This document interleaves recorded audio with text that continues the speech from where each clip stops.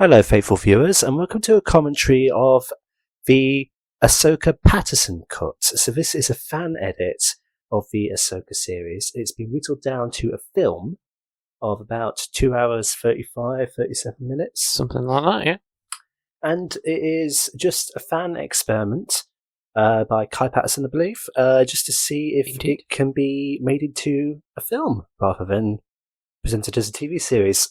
Now, I know some of the edits that are going to be in this, but I don't know the majority. And I've not watched this yet. Anthony's not watched this. Neither have I, no, yep. So we are both effectively going in reasonably blind, just to see what we think. So the first thing is he's put in a proper Star Wars opening crawl. Indeed. I think it's going to be using the same text as what's actually in the show. Maybe not. I don't know. I actually can't remember how the legit call goes. I've not watched Ahsoka in a while. Actually, no. This is completely different. This is completely different. Interesting. If you do want to watch this yourselves, there will be a link to the website. But bear in mind, you must have a Disney Plus account first. That is part of the conditions that you are agreeing to should you seek this out on your own.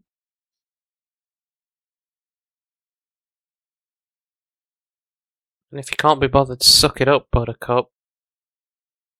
But always remember to support the official creators first and foremost. Of course, totally. Here we go. This is the prison ship that Morgan Elsbeth is on. It is.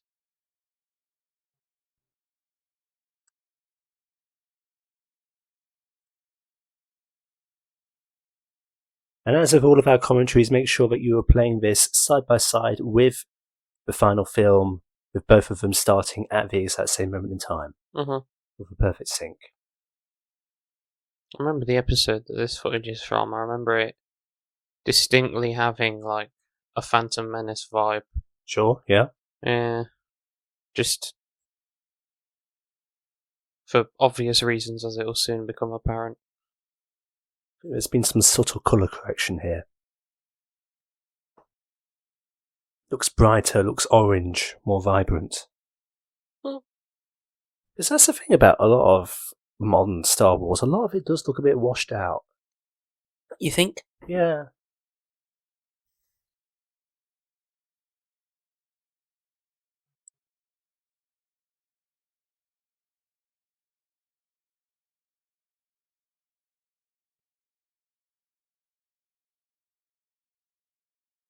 There's a Mon Cala there.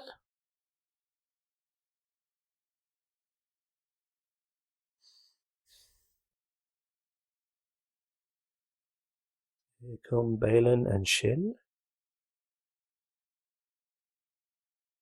Wonder if they've chopped any of this down.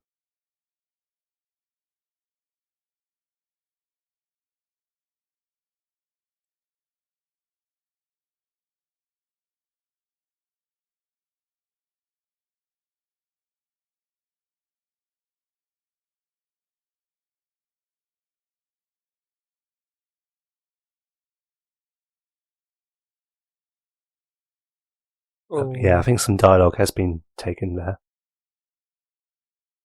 This man is very brave. The captain of this ship is exceptionally brave. Oh, yeah, there's a shot cut from there. Straight into the action.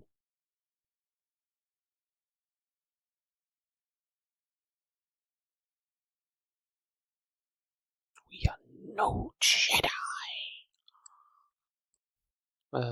Of course, rest in peace to Ray Stevenson there.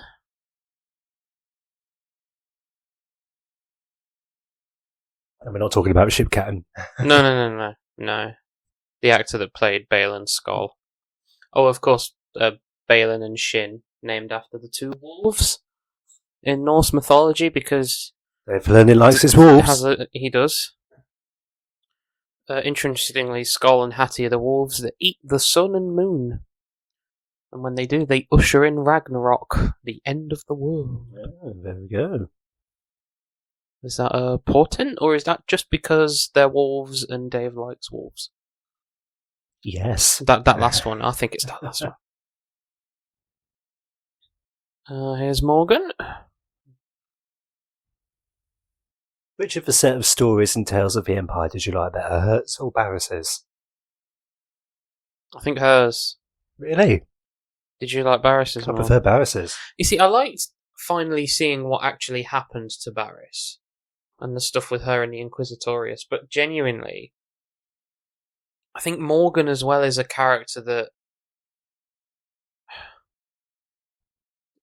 I wanted to know more about. If that makes any sense. And Yeah. the fact that, and it's interesting theming as well, given that you find out she's a person of Dathomir and that she's a witch and she's called Morgan. And in some Arthurian legend readings, Morgana. It's Morgana or Morgan Le Fay or... It's good stuff. But yeah, no, I mean, Tales of the Jedi, I think I preferred Morgan's stuff. Tales of the Empire. Oh, yes. Because you know there's going to be someone who points that out. Portal!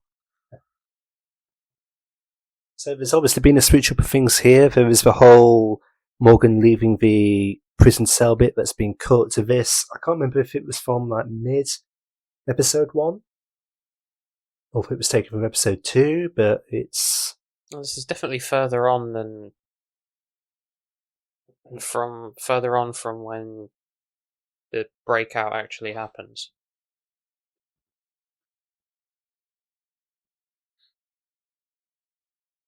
And notice how we've completely cut out Ahsoka's quest to find that orb because they've got it right there. Oh, they take it off her, don't they? Well, yeah. Wait. Has Marek showed up yet? Nope.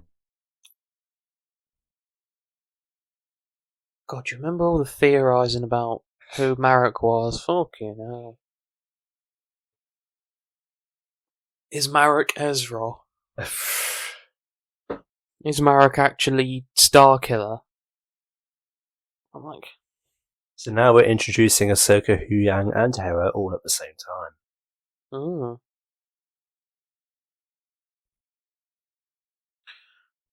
Oh. The son of... I've forgotten this woman's name. Mary Elizabeth Winstead, there you go. And Ewan McGregor must be weird for him. Because you know how, like, Sean Pertwee has said he wouldn't appear in Doctor Who because he grew up with it and it was a bit weird with his dad. It must be the same, or maybe he'd love it, I don't know. Because one of Ewan's daughters, of course, was in Kenobi, so... Yeah. Oh, there's David. And I finally read that bit in the Brotherhood novel where it says he was found in a blue box. Because ha ha ha ha ha ha ha ha ha ha ha. So, we talked about this in a... Did we talk about this in a commentary? About Rosario as Ahsoka? How do we feel now? Yeah, we did previously mention it in our little commentary about the Heiress, so the Mandalorian episodes with Bo-Katan. Yeah, I fully accept it. I think the casting for the Rebels characters, especially in this show, is pretty good. Phenomenal. Like Mary Elizabeth is a perfect Hera. Natasha is a perfect Sabine. Yeah. Oh, Eman. Perfect Ezra. Oh my god, yes. I'm so glad you said his name because I couldn't remember for a second.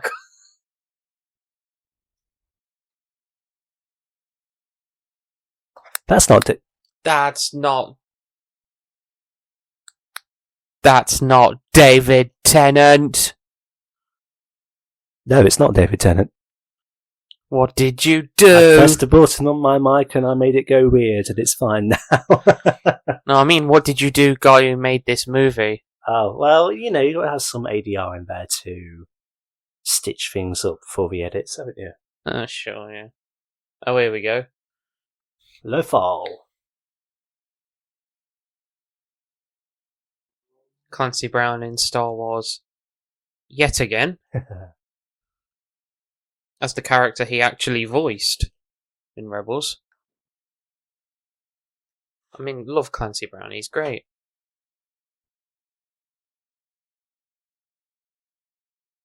Was that? The guy in the cloak behind him is who Dante Basco played in Rebels. Of course, it's not Dante Basco here. No. And if anybody doesn't know who Dante Basco is, and you know Avatar of the Last Airbender, Prince Zuko. Wasn't there something about that mural having been moved? Well, I mean, Or the Rebels epilogue could be anywhere. So the events of Rebels epilogue happen in this. Oh, of course they do. Yes, but it was obviously created long before this show was conceptualized. So some creative liberties. This is interesting. So deleted Sabine on the speeder completely.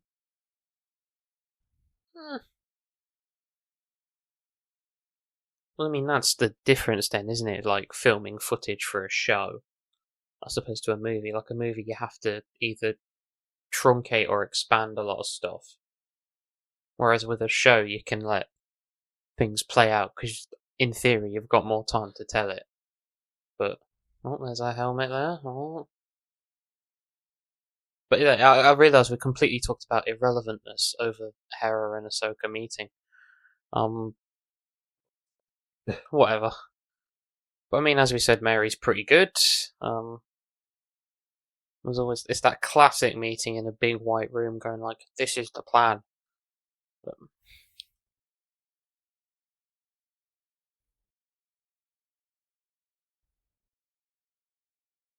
Is this the bit that implies that they're more like brother and sister as opposed to like a romantic?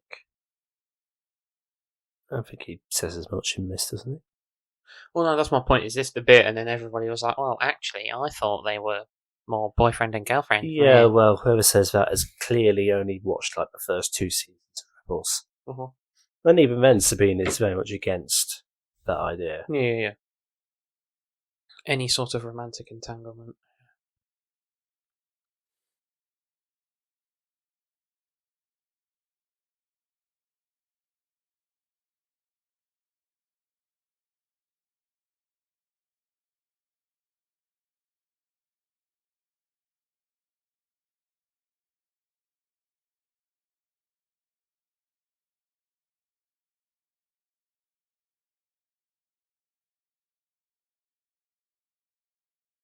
The Yuuzhan Vong. Oh no, wait.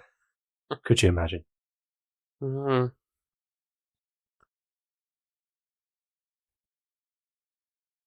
Before this, was it ever implied that the Night Sisters weren't from this galaxy? Or is it just this show? Could just be this show.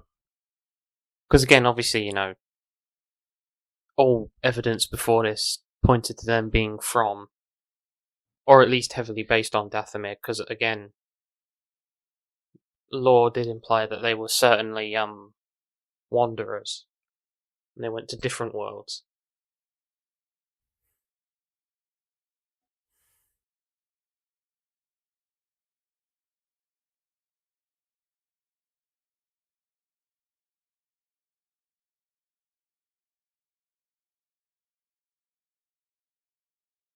Again, this looks great. It's very, have you ever seen Disney's Treasure Planet? I believe I have, yes. You know, they have a little ball in that they plug into a thing and it opens up. It's been a very long time since I last saw it. It's given me very Treasure Planet vibes just because of, like, the key thing in that, the map, it's like a little gold ball that you plug into a terminal. And that terminal either opens up a portal or, like, projects like a big map, so it's very similar. But anyway.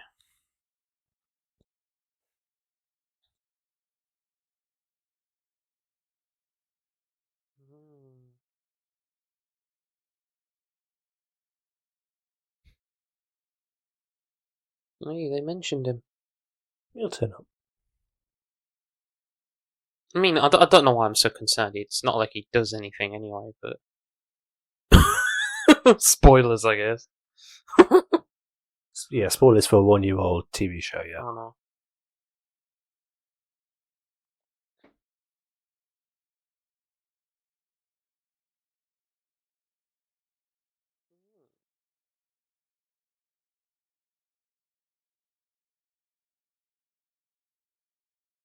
Interesting motivation for Balin there, wanting to like escape the cycle, like sort of start again, like without. Because it's like, oh, neither actually understands the Force, like not even the Jedi. So it's like, again, feel free to poo-poo my idea, but it seems initially very very sort of Daenerys, like wanting to escape the system and break the wheel and sort of, you know that sort of idea, like bringing yourself out of the current system and Sure.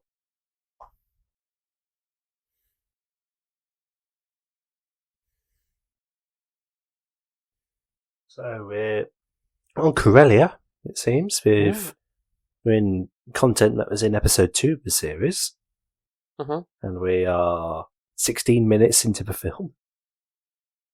Oh, there's the Phantom 2? No, yes. Phantom 2, I was looking at Ahsoka's ship when you said that.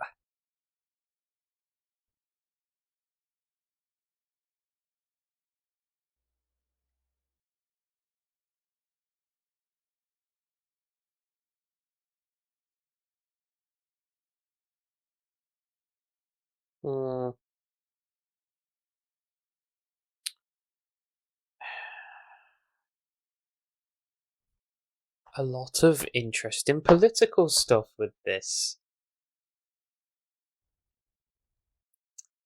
Especially for the Republic post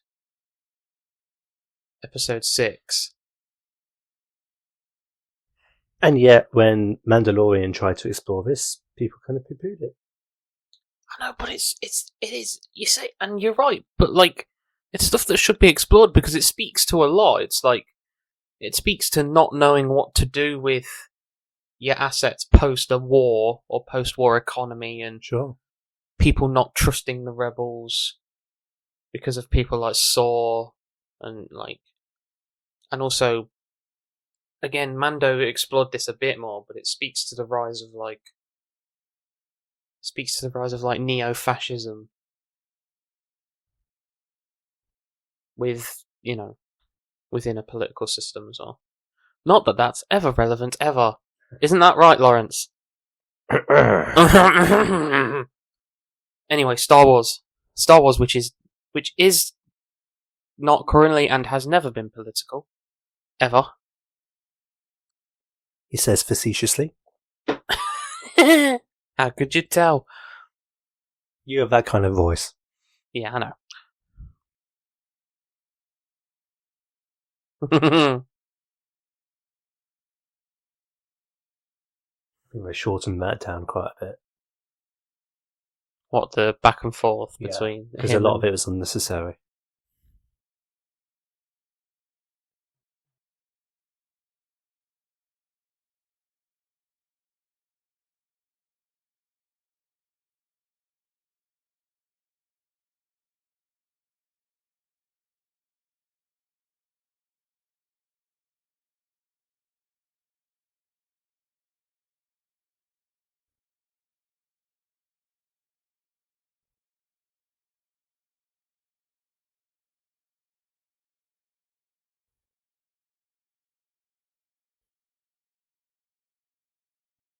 That was blatantly obvious that there were still loyalists, wasn't it?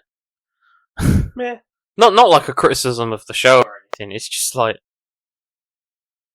and also their reticence to trust this company was sort of right, because it's like, well, what do you mean? Like, the company's still full of loyalists. How are they gonna obey the Republic? But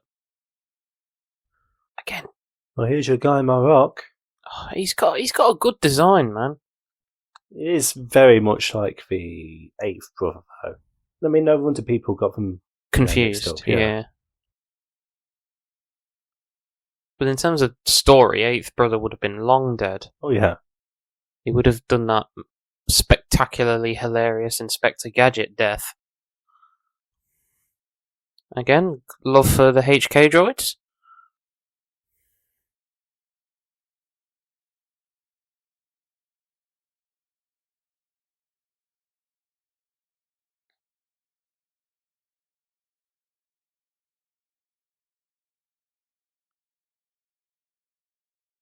A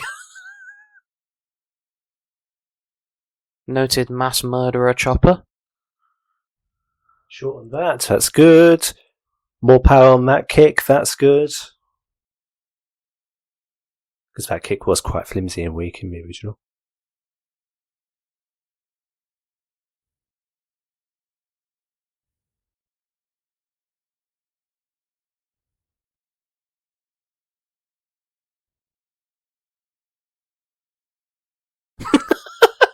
One of the rare instances where you can actually understand what Chopper's saying. Oh yeah, of course. Because like, especially when she's like, just before when she's like, "No, we can't." He very clearly said, "Just shoot it down." Yeah. Yeah. It's like that's less. I feel like that's more difficult sometimes with R2.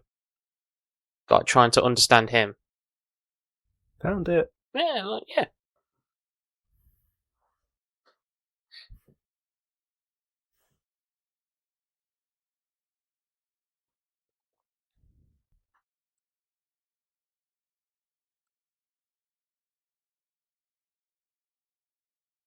Do you know, for half a second there, I legit forgot how that sequence ended, and I thought he was going to helicopter away. I'm like, I know people hated that, but that would have been hell. Oh! Hi, boss. Anyway, I know people hated that shit, but I found it really funny. It is dumb, though. Nah, yeah, it is, but it was funny.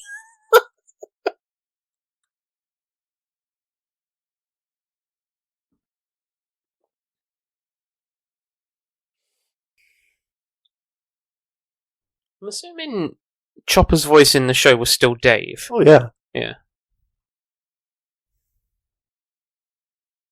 Oh. Indeed. Like a boss.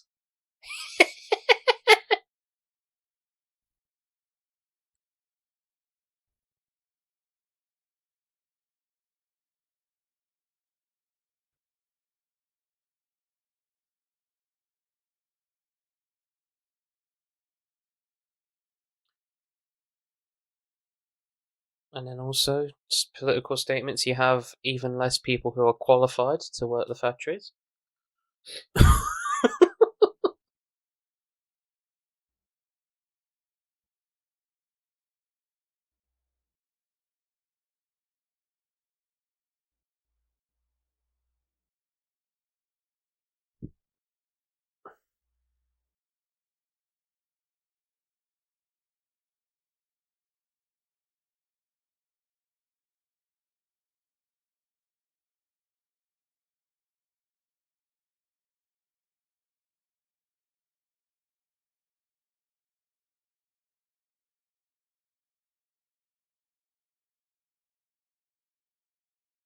Uh,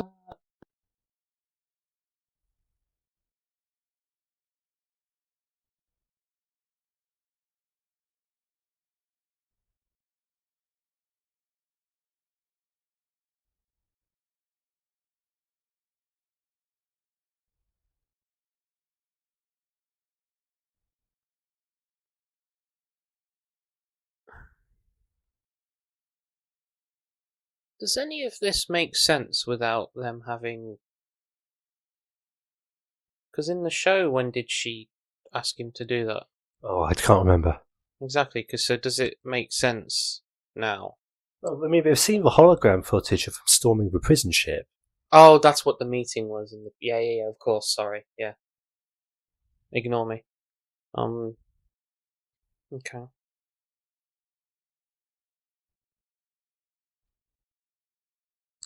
Again, you were one of a few sect of people that actually didn't mind her maybe being force sensitive.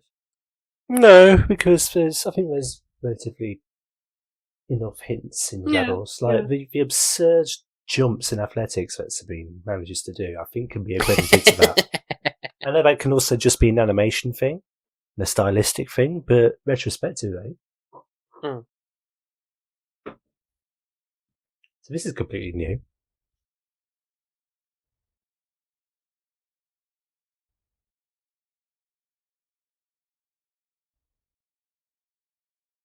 Because originally she's looking at the star map here, Oh, yeah. when there's a lot of dialogue taken from other scenes regarding Ahsoka. Uh-huh. She meets Sabine originally in person on Lothal, She does. and Ahsoka is physically taken from the World Between Worlds in this shot. Oh.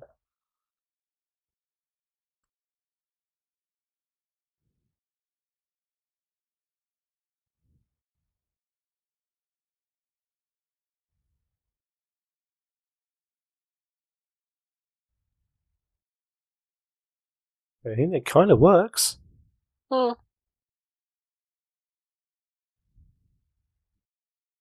I do also think there maybe was some AI dialogue in there. Boo! But, if you're going to get the result that this is going for. I don't know if it's worth it. But again, at the end of the day, this is a non-profit fan edit. Yeah. And an experiment in Yeah, I know. in editing. Yeah.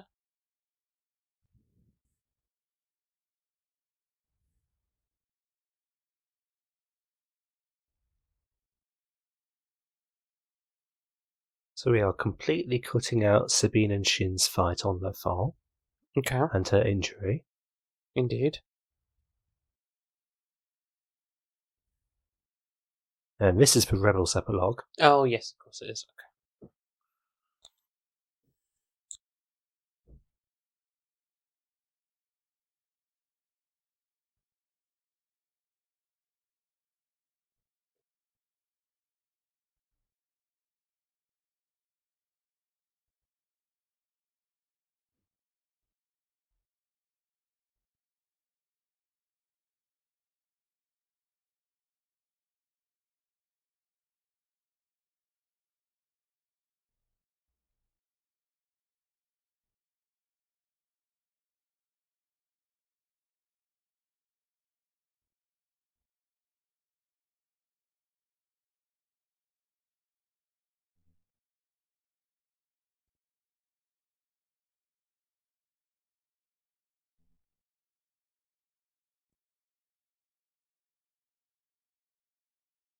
That shot makes Ahsoka look very, very small.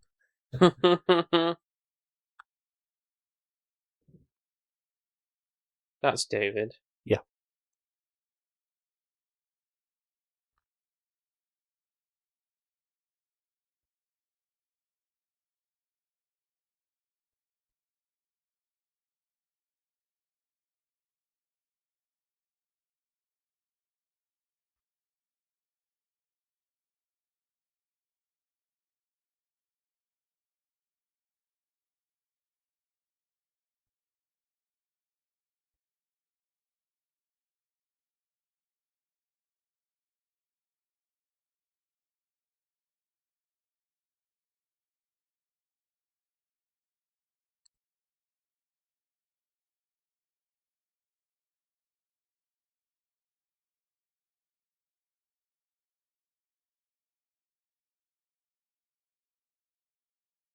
Ooh.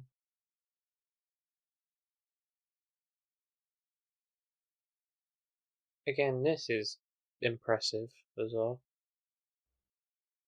Like, in terms of the design of the ship and stuff and what it actually Sure. ends up being. Because in retrospect, from the off, it does look like a old Jedi hyperspace ring, but for something absolutely fucking I massive. think that's precisely what it is. And that's exactly what it is, yeah. Again, I love that bridge as well.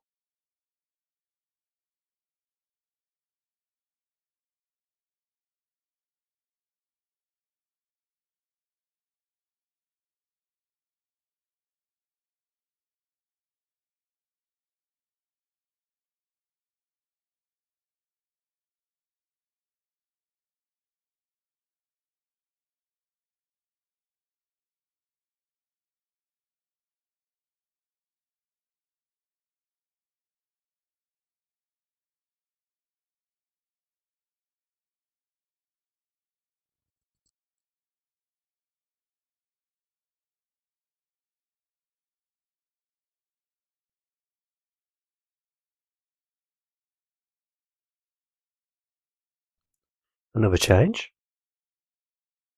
Mm-hmm.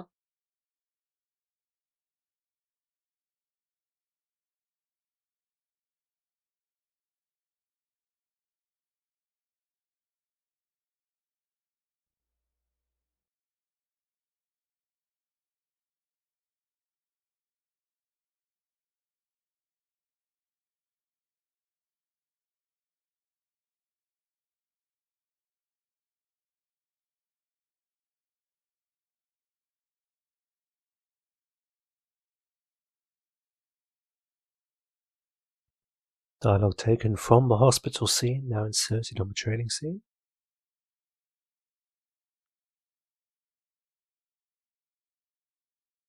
Ahsoka looking at the recordings of Anakin, is that after the fifth episode? No, it's not. It's before the fifth episode. No, it's after. Or is it after? When she's Ahsoka the White and Oh, she's on the way to Peridia.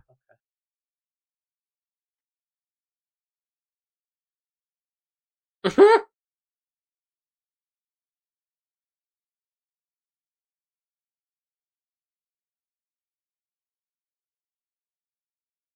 Yes.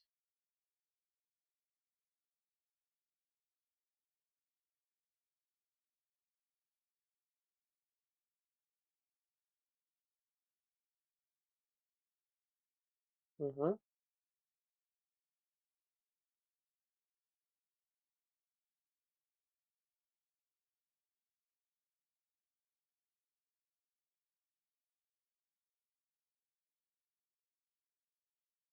Again, owing to that, one of George Lucas's original ideas for the Force is being that anybody with sufficient training and skill could. It's not whether you're born with it or not. It's like. And people get very, very hung up on the whole midichlorians thing, and that is just the flawed Jedi of the Old Republic becoming too clinical. Yeah. And it's fully intentional. But and also, like, the midichlorian thing is just one facet of a whole system of the Force.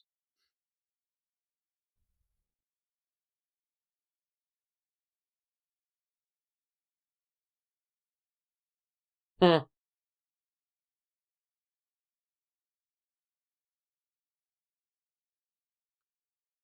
An attempt to make the black sheep of the animation family a bit more relevant by bringing in the father of main character Kazuda Siono from Resistance.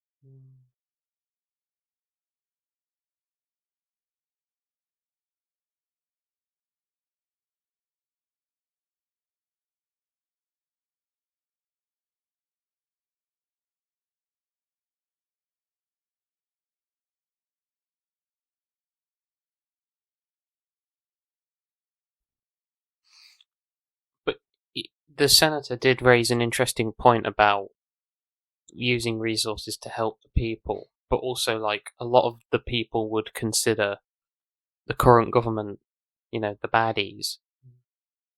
Because the Empire ultimately led to, oh, here's Jason and he doesn't look weird. Congrats. But, that idea of, that whole thing, but also the New Republic's unwillingness to accept the fact that there are still massive threats out there. And again, like the decrease in the military, like the reduction in all of that. And again, some reason Star Wars still speaking to real world things. It's like, you know. Who'd have thought it? Oh no, imagine.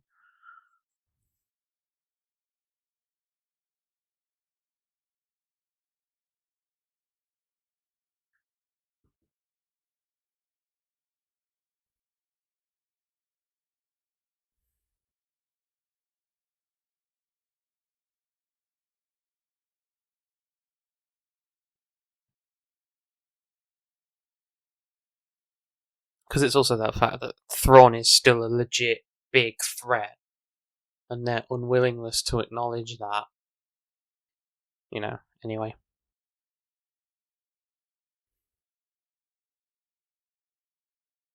Clearly, they never read Timothy Zahn's best-selling books about the Grand Admiral.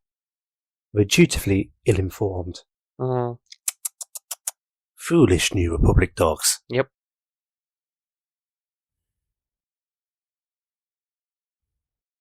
Why do they look like Spitfires? Why not? Oh no, they look great. I love it. They also kind of remind me of I don't know if it's deliberate, so please inform me if I'm wrong. The middle bit kind of looks like Grievous's fighter. No, that's I nearly dropped the mic. But you know what I mean. But generally, I suppose they're supposed to look like World War II era planes. I couldn't possibly comment on the And they look good though. design artist's They look good. intentions. Yeah, they look good.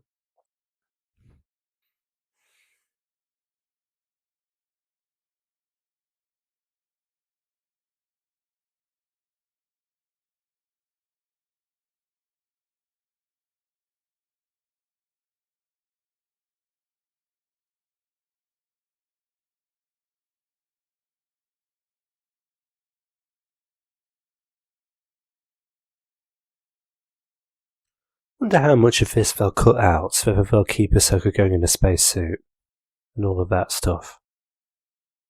I mean, that stuff was quite entertaining. But then again, what do you cut in terms of formatting the footage like a movie versus a TV show? It's interesting. I mean, I hope they include some of that because you know that was entertaining to look at. But we'll see.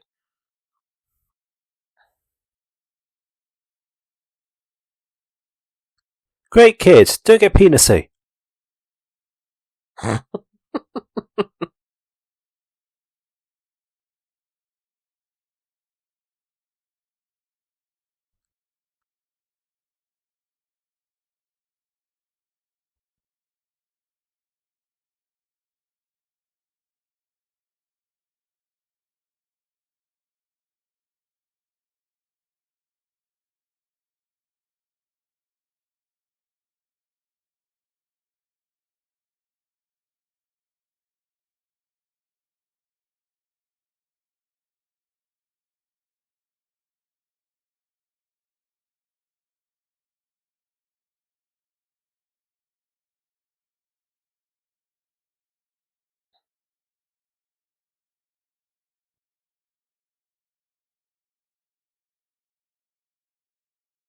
I mean, the scale of that thing gives the initial impression that it should be for something far bigger than a Star Destroyer, but I suppose scale is slightly elusive.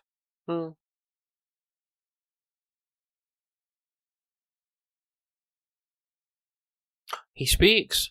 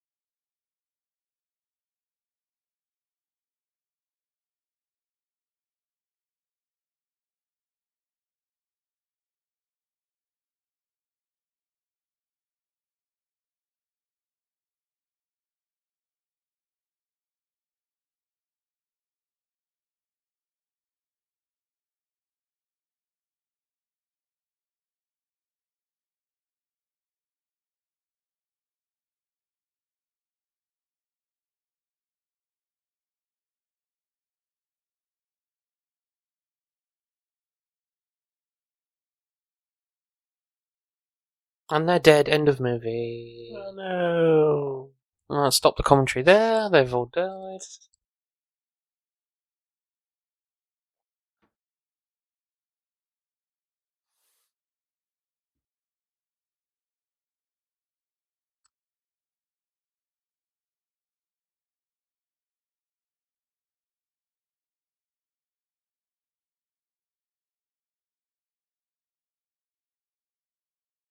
Well, apparently for keeping it.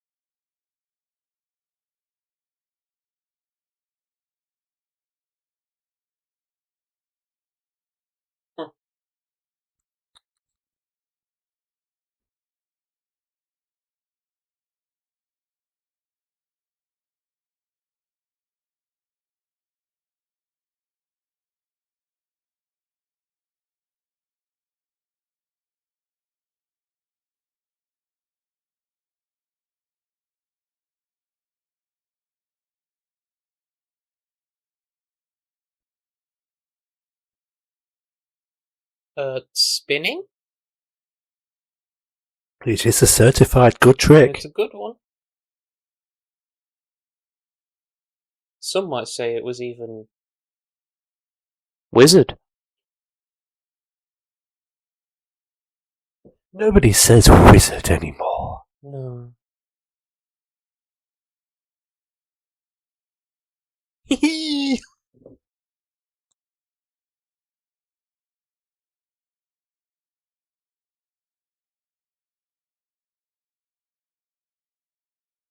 Pergil!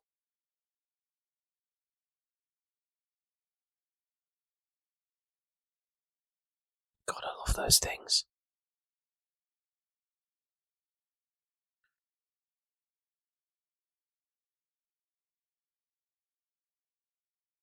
And also, it's a case of a creature in Star Wars where the characters don't immediately try and kill it.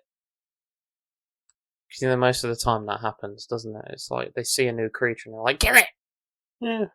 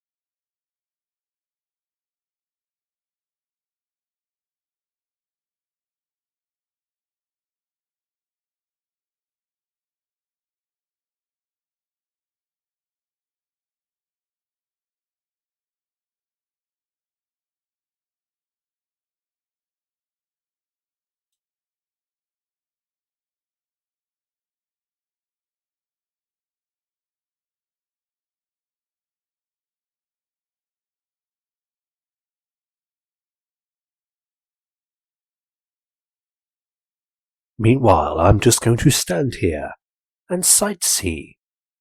And look cool.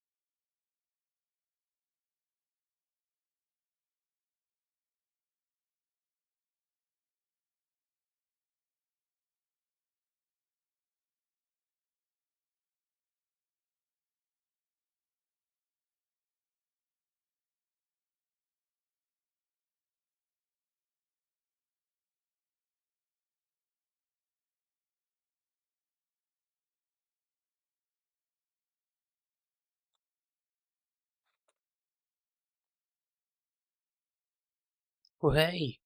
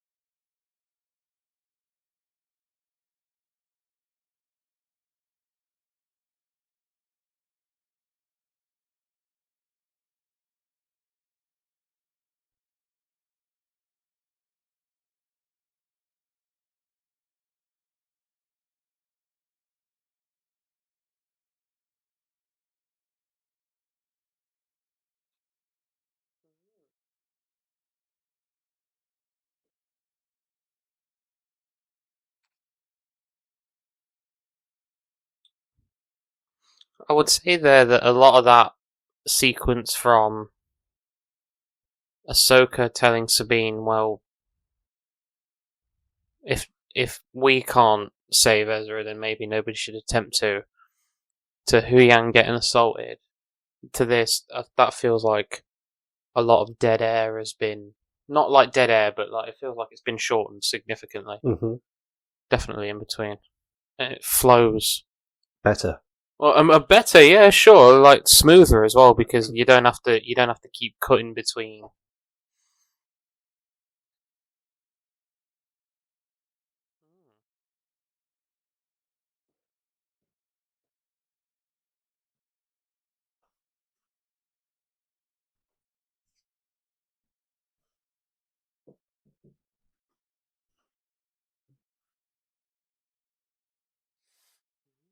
I was just contemplating also that it's one of the few times I feel that the show remembers that Sabine is actually a Mandalorian, because a lot of the combat scenes that she has in here, she's very reliant on the lightsaber, Mm. and yet she is a Mando. She is? And you know, it's one of the few instances where she relies on the gadgets and all of that, and I like that still. Yeah, of course.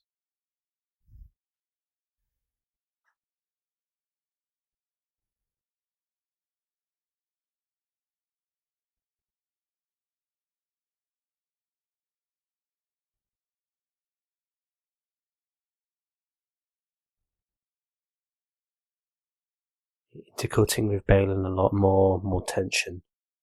Mm.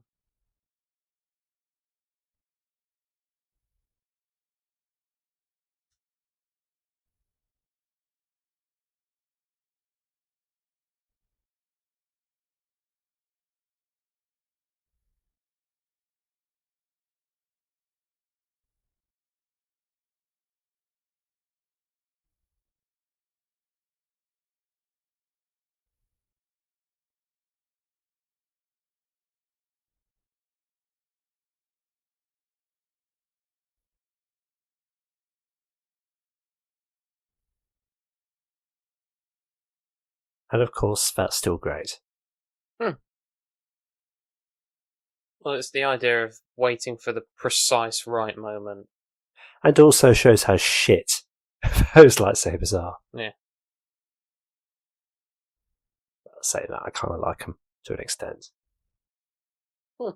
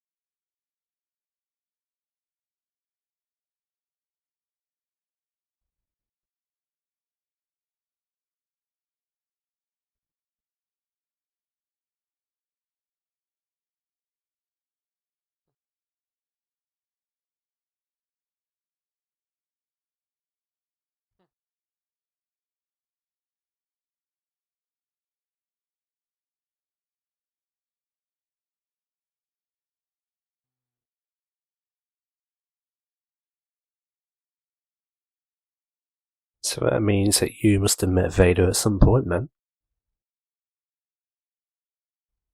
Or he put 2 and 2 together. Maybe. I don't know. But Well, Vader went to great lengths to hide his identity. he did, so he might have actually met. Yeah, sure.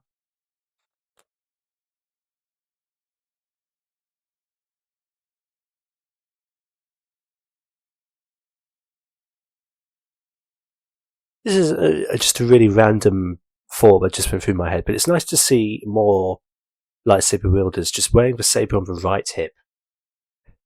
Such a random thing, but oh, okay, whoa, they cut out a lot of that. Whoa. Whoa, they quickened the pace of this. Whoa. What? The original was very much, slow, build up, samurai kind of thing. This is just yowza. Cutting out a lot of the fluff there. Really amping up the tempo. Was there any dialogue in the bit that they cut at all? I don't think there was. No, it was just silence and them, squaring off and readjusting and all of that. And yeah, sure, but, that Seven Samurai kind of thing is cool and it's Filoni's shtick and all of that, but this is... See, a little bit shorter than that. It's just got so much more power. They've sped that up.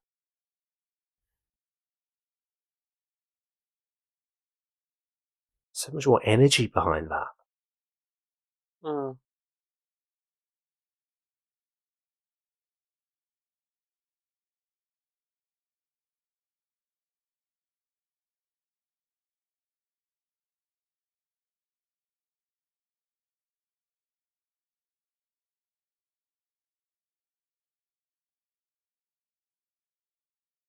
Now, there is one little edit in a second that I do know about. Let's look at Shin. Coming in a moment. Here we go.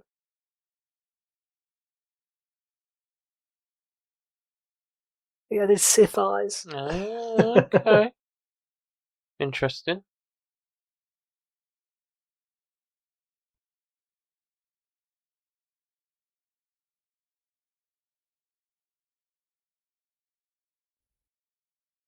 But as Jedi, you should know that you're more than your legacy, though. Well, that's the whole point of Anakin's teaching later on. Well, one of the points. His other point is sink or swim.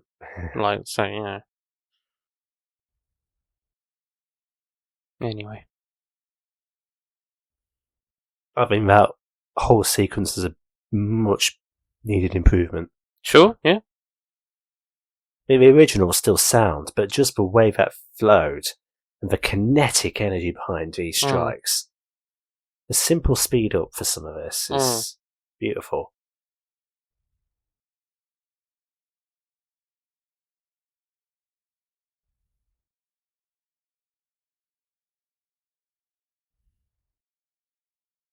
Because one big criticism I have of the original show is some shots hung around for too long and there was some mighty spaces between pieces of dialogue, and this has gone to great efforts to trim a lot of that fat, and I very much appreciate it.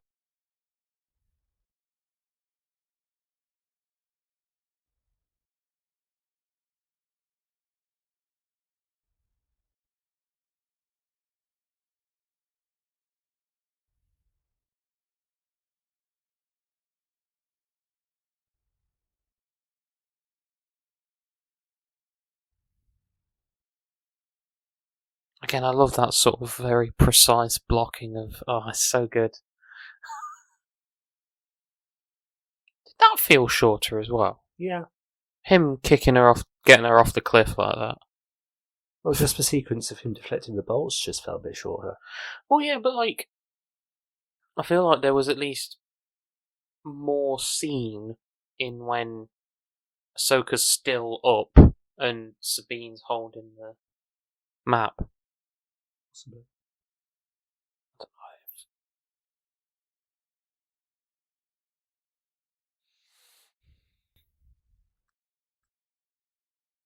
Is that first confirmation that her family died in the Purge? I think it might be, yeah. Yeah. Because that's still kind of sad. But, oh well. I wonder if they'll have the force choke sound effect for this. Another little thing that I love. Let's see. Hmm.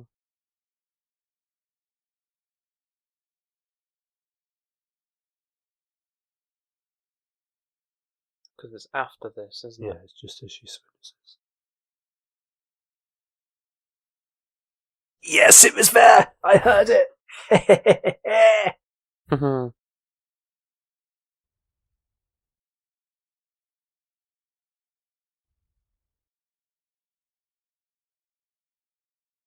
As you wish.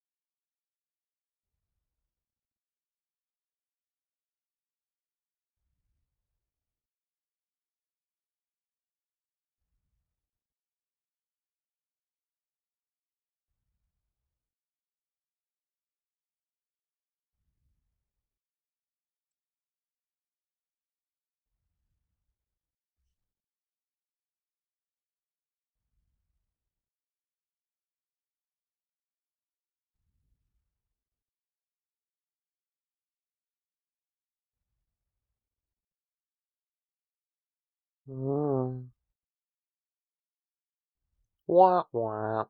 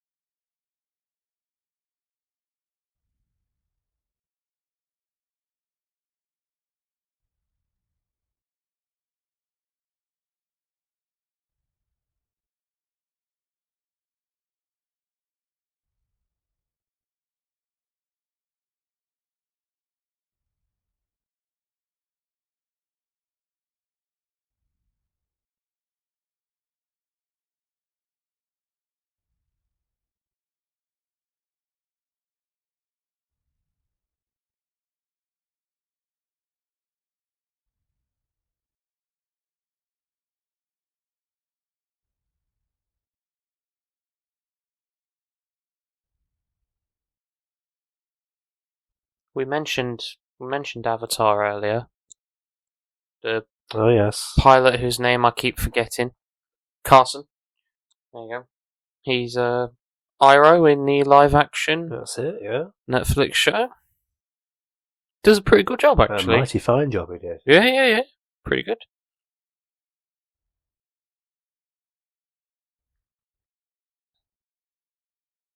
Have you, Jason? I have a feeling that when you very first appeared, you looked awful. Like some sort of weird imp.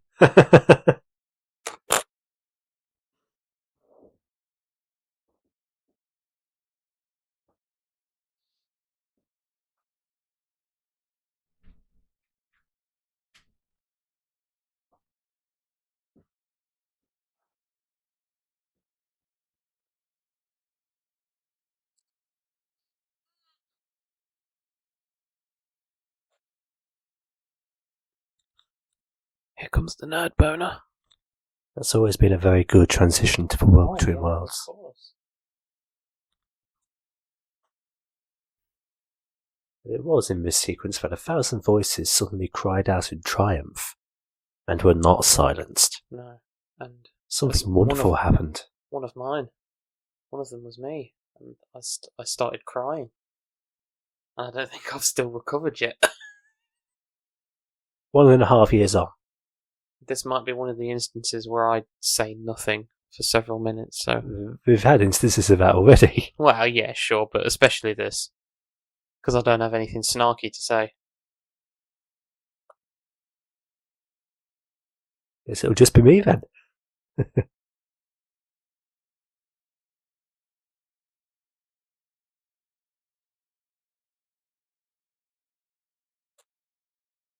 Landed in Anakin's theme from Phantom Menace. Which is fair enough, because it was hinted at in this moment in the official score.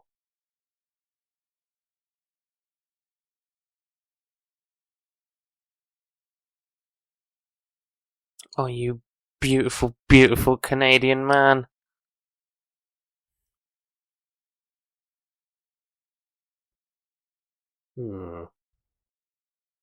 Not entirely sure they've managed to make that transition work quite as well as it could have.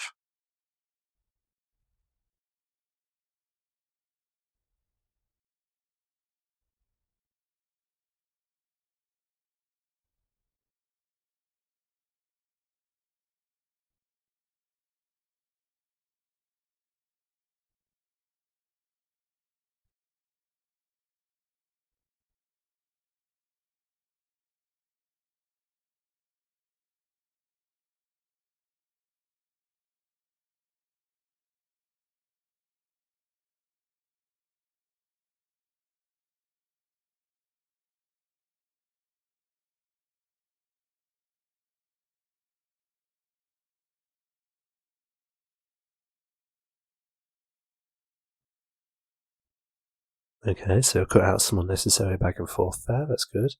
The big pauses that I was on about earlier.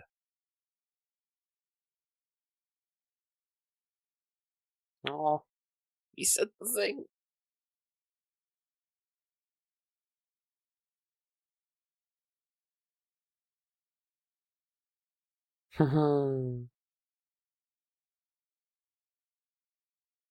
Any cut back to Hera?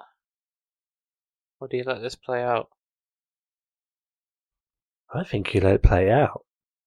Because there is a good place that even I've experimented with in terms of editing where you can cut the two bits seamlessly together.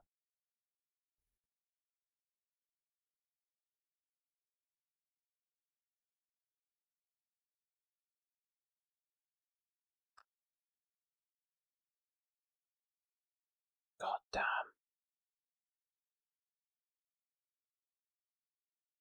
That's it. Oh, he did the thing.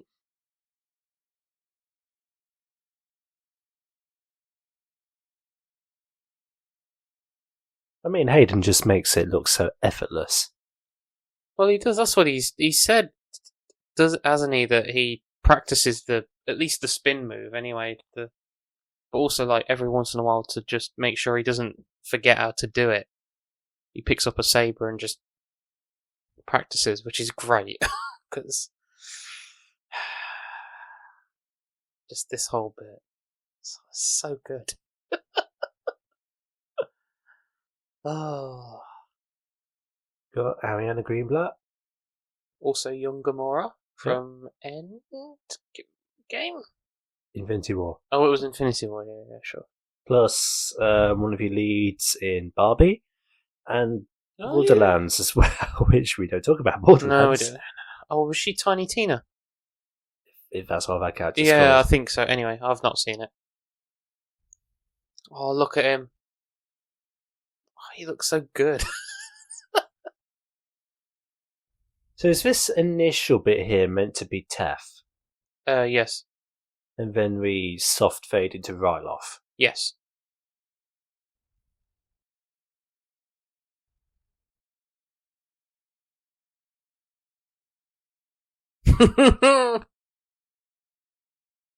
But yeah, in answer to your thing, I think it is. Yeah.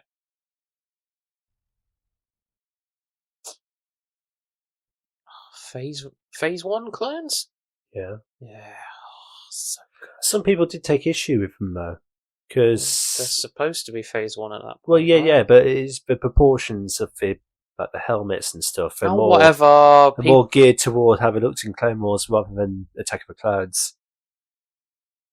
I suppose because in instances in live action when they have used clones, they've geared towards like live action stuff where because they'll use they'll use Tamira, won't they, instead of.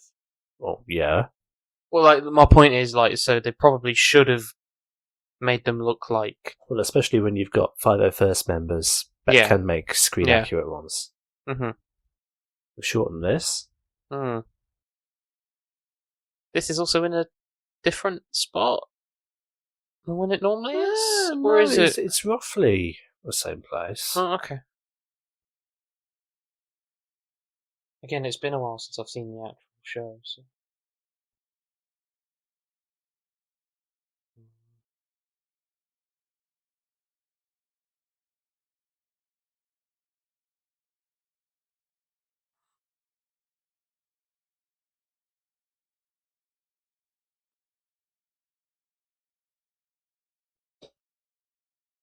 Oh, interesting.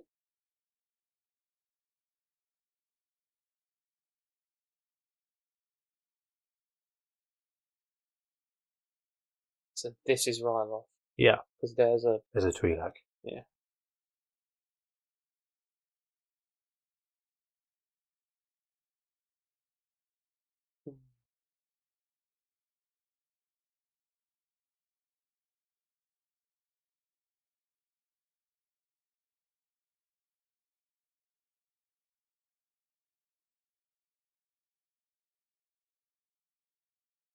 Again, it's that thing of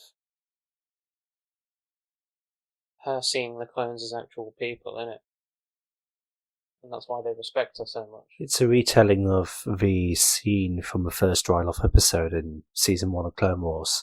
After she's had that failed mission on the ship, she originally comes back into the hangar and she basically has this conversation with Anakin that's coming up.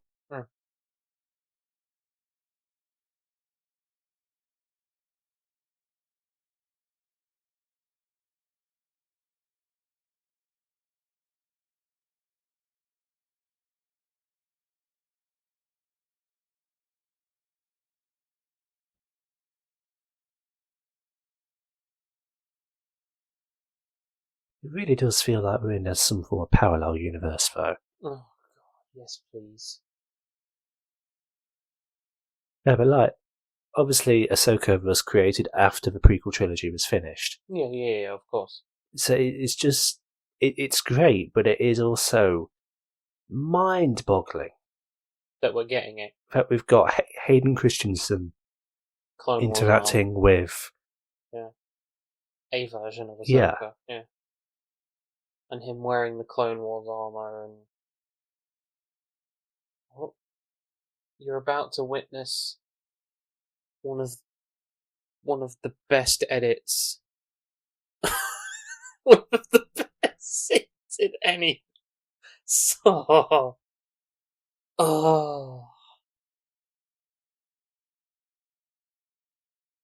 But again, that whole setting is great, like the constant cloud and smoke and here we go. Oh.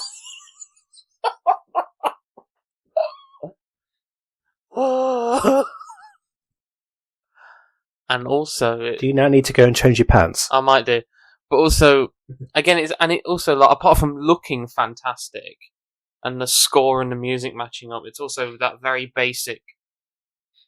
Oh, it goes straight into Mandalore. Interesting.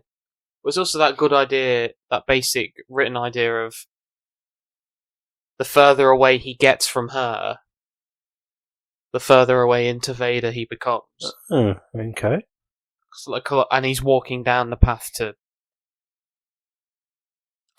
Tamira as Rex. Also, like a live-action Mandalorian as well. So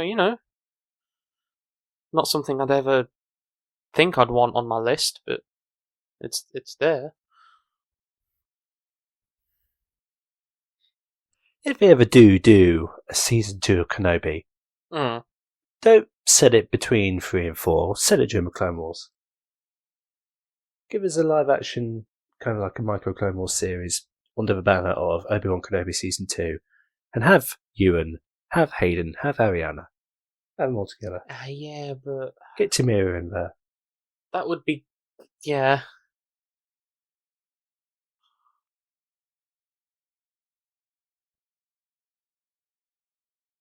Don't know why that bit gets me emotional.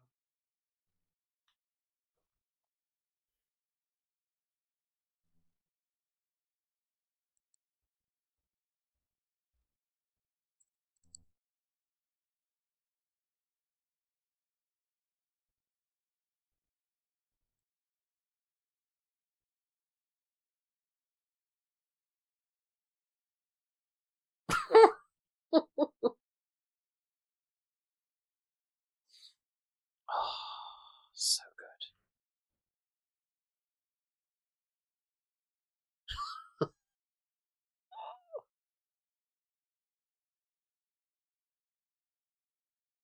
There's Lord Vader.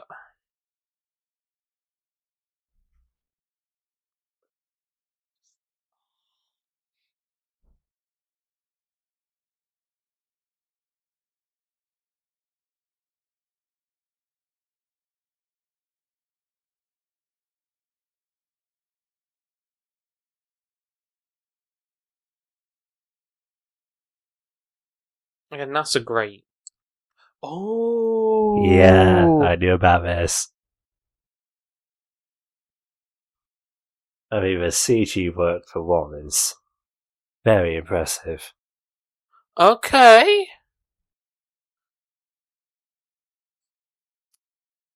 On the temple on, yeah. Because the thing I was gonna comment on was the cut, like the flash of him being Vader, and that still looks great, but having them be on that temple. Oh, a quicken that. Well, that looks so much better. Shorten that, yeah. Good editing choices.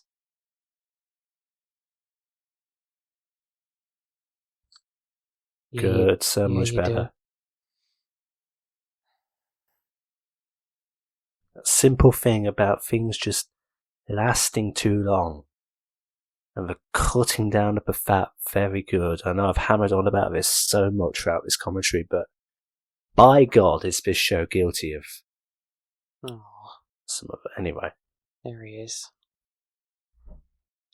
There's your boy. No, don't leave! No, don't leave, please. Oh, Lawrence, he left. He might be back.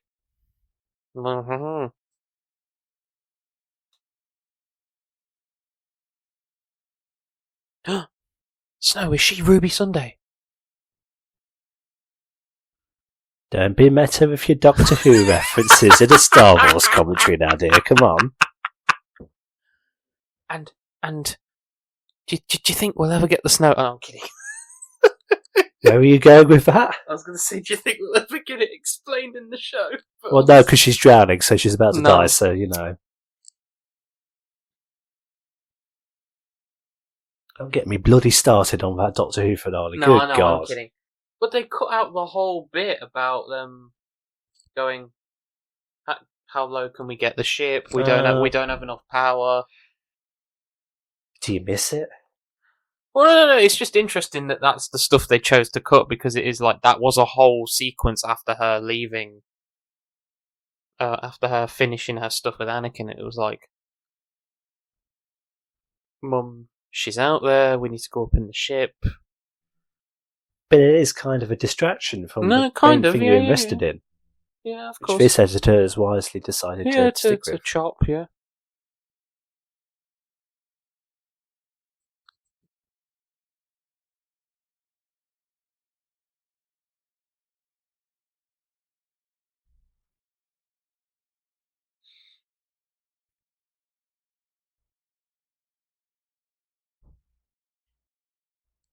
So if the main Star Wars galaxy is far, far away, what's this galaxy really very near?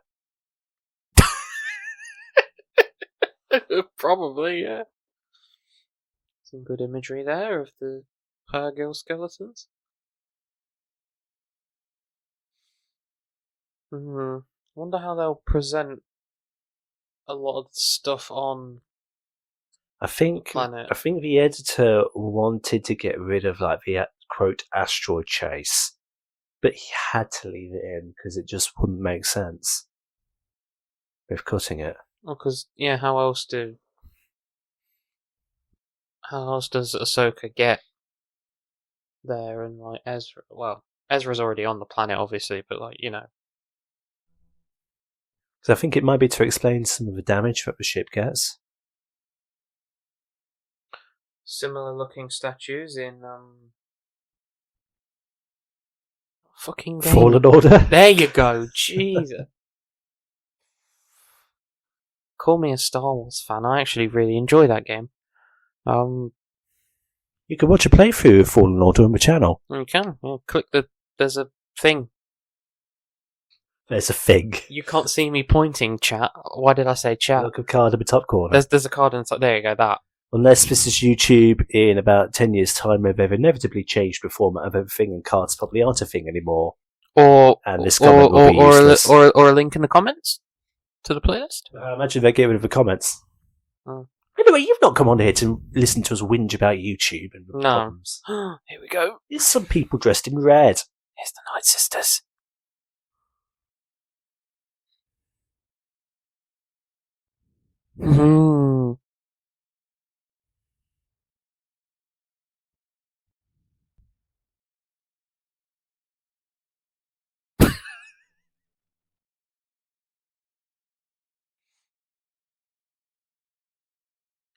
No, see him now! That feels like a bit of a meta commentary to the audience as well. Just wait, you'll see him. Thrawn will turn up.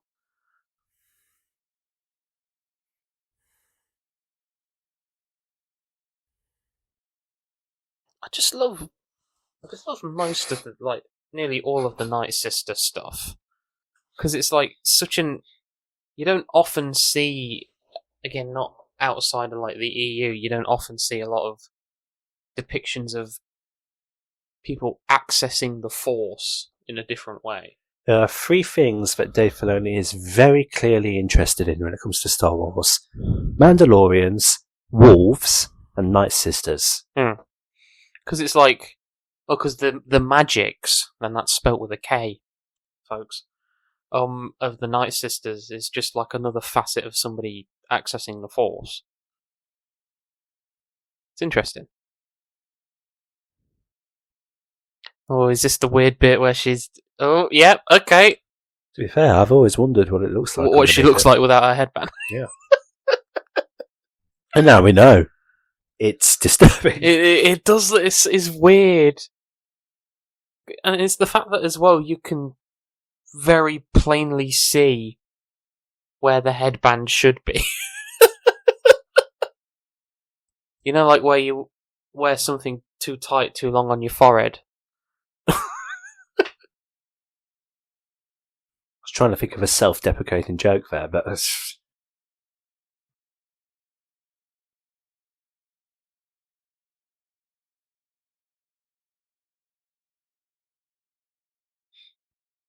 Okay, so we're relying on the fact that we saw Jason earlier.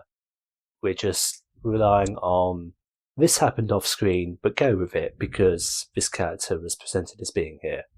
But also, I guess you're supposed to imply there that him looking out at the water is what led them to finding her.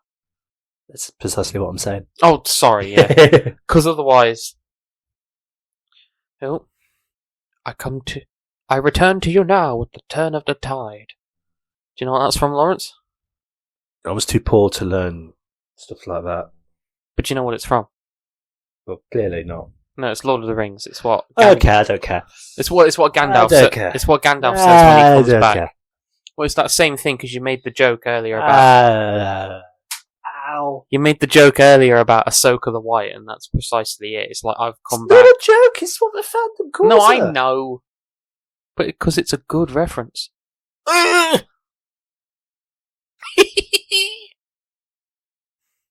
Do we think Jason needs to be taught? Everybody needs to be taught. Like, to be a Jedi? Do you Yes, everybody needs to Yeah. be taught. Rey. That's harsh. Yeah. That's harsh. She did have training. But it's the meme, isn't it? It's the glorious meme. She did have training, folks. She did.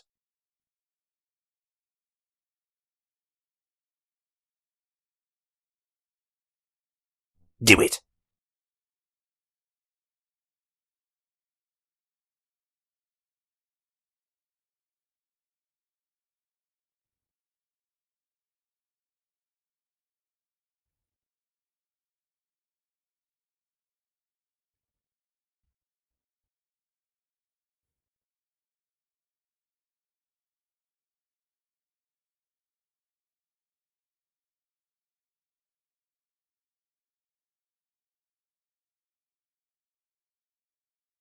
Uh-huh.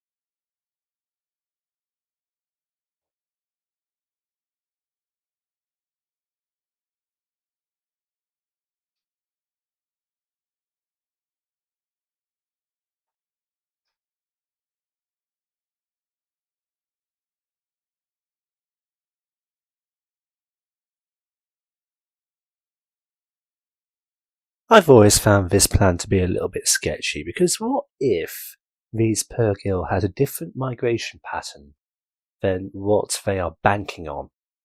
Like, yeah, sure, get swallowed by a Purgil, go with it through hyperspace, whatever, but what if you get shot out somewhere completely different? I'd like to think that there's a relatively low percentage chance that these things are going to the precise place that Ezra and Thrawn are at. But mind you, that's just a nitpick I've got.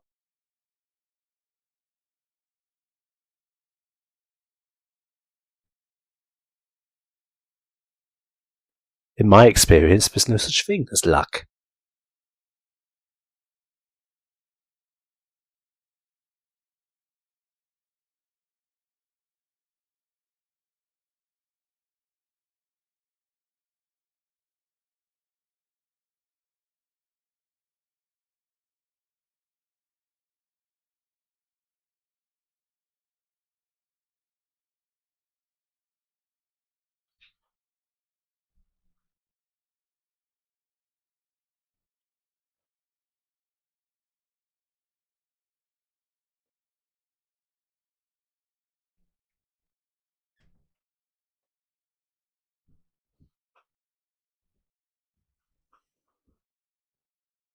To make another Doctor Who reference for anybody who is a fan of both this and that, the Purgil opening their jaws here just reminds me very much of the dream crabs from last Christmas.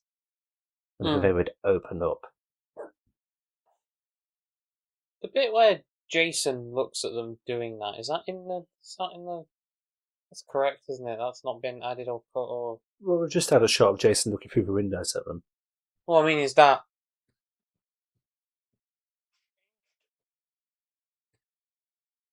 I don't know, I can't remember the original. I can't remember either.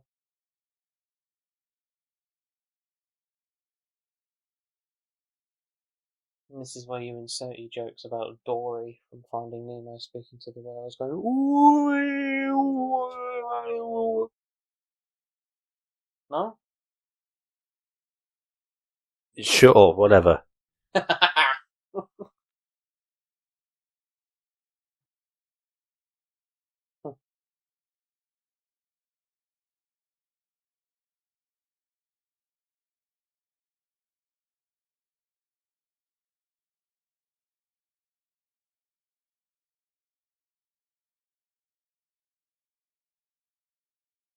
cut the back and forth between her and Carson. Yeah, we've got a lot of stuff. Yeah.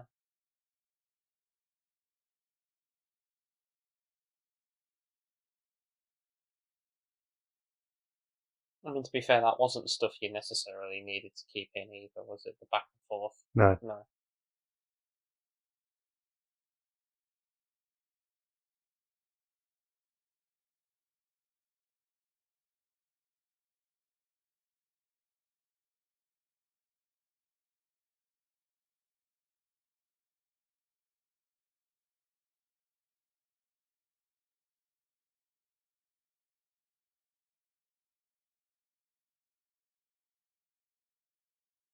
You know what I do appreciate though is this show, and it's such a simple thing, giving Ahsoka and Hera and Ahsoka and Sabine just dialogue with one another. Because Rebels, like, Ahsoka and Sabine never talked to each other once in the entirety of Rebels. Not once. Oh. And you're meant to go into this show suddenly believing, oh yeah, they're master and apprentice and all of that, and they've got a semi-decent relationship.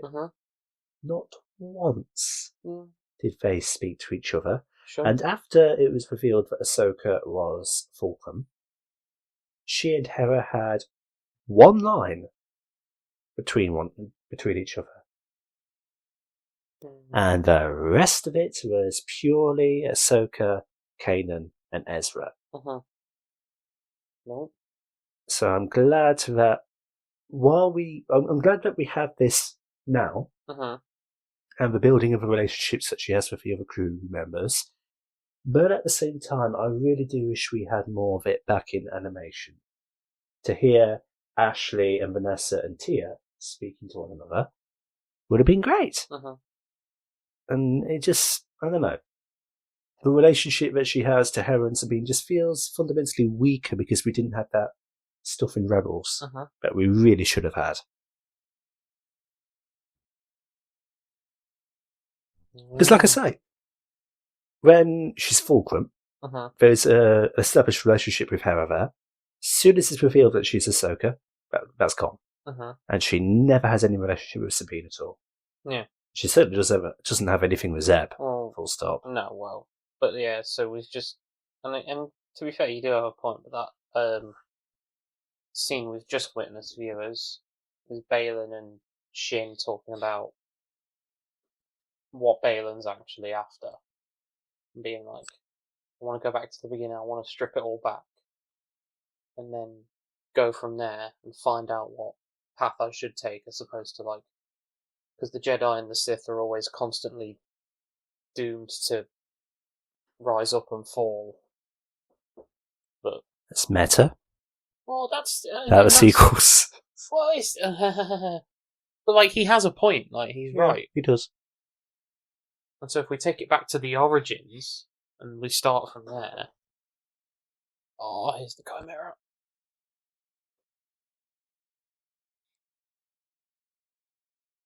Such a good shot. Worse for wear? Laddie Purgill.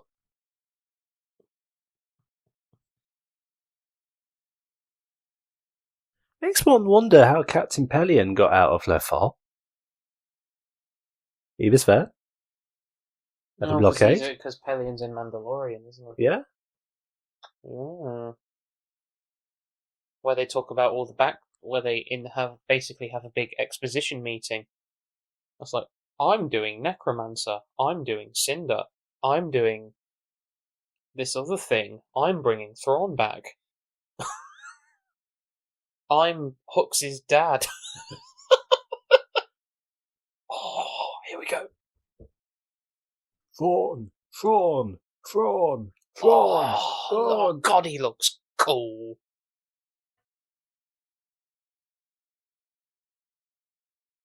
What are these guys? Night troopers? Something like that. God. Again, love the patchwork, like the gold patchwork and like the bandages from the Night Sisters. Again, the gold cracks. It's very similar to that Shinsuke, isn't it called? Something yeah, like the that. sort of repairing the teapot with.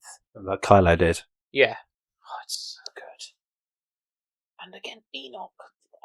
He looks so good.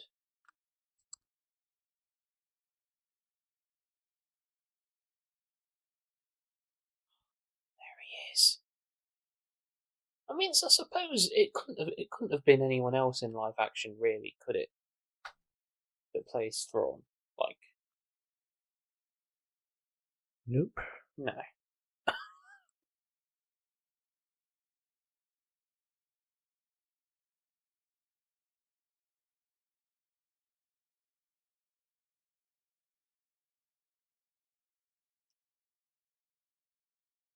What is his plan?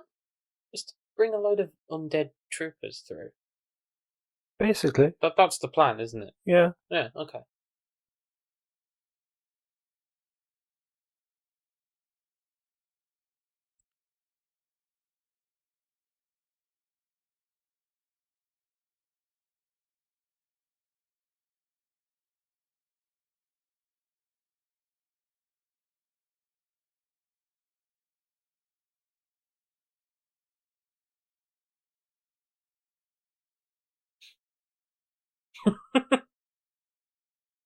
Yeah, that bitch.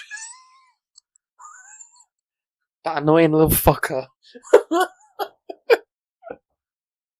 just trying to think if in Rebels, Sabine and Thrawn ever had any interactions with one He another. might not have, but he would recognise the name. Oh, of course. He was very admiring of her artwork in that show. Hmm.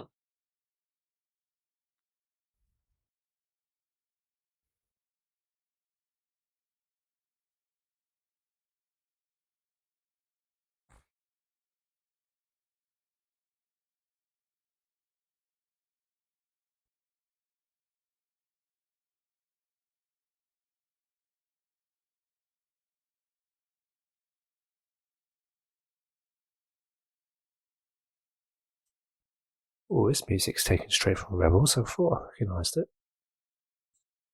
Sabine's Catharsis.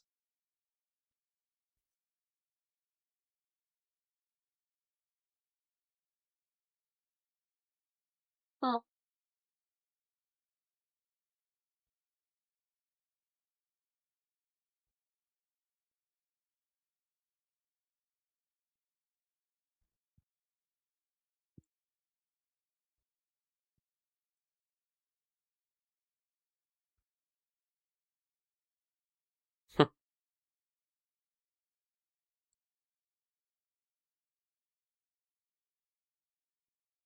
Oh, they said the thing, Lawrence. There was once a bloke called Revan. Oh God, here we go. Again, I love this music as well.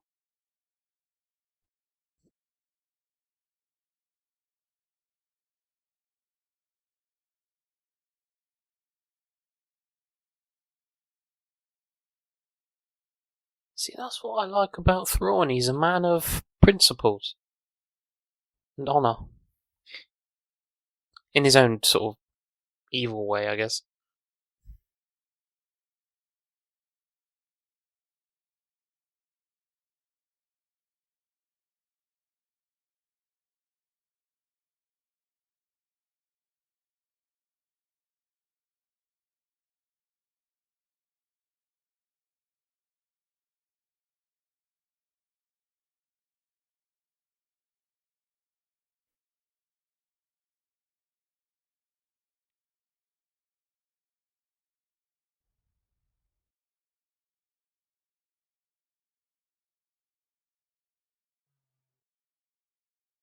Hmm.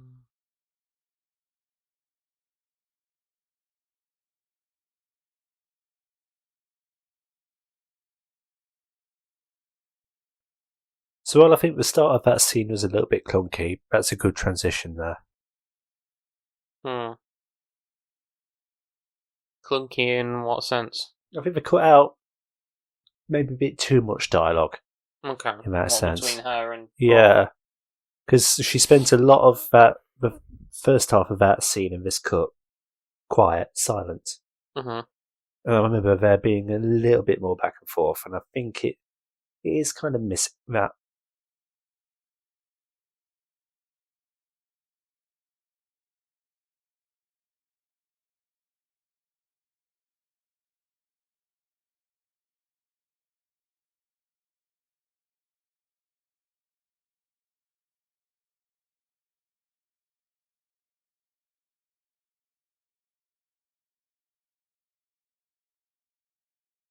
One instance in this where Thrawn's pseudo classic theme from Rebels kind Mm-hmm. of makes almost an appearance in full, because in this show he kind of has a new theme almost. Mm-hmm. It's still like the same instruments and all of that, but it's just a different. It's just a different thing Yeah. altogether. Mm-hmm. I kind of miss his original. Yeah, sure.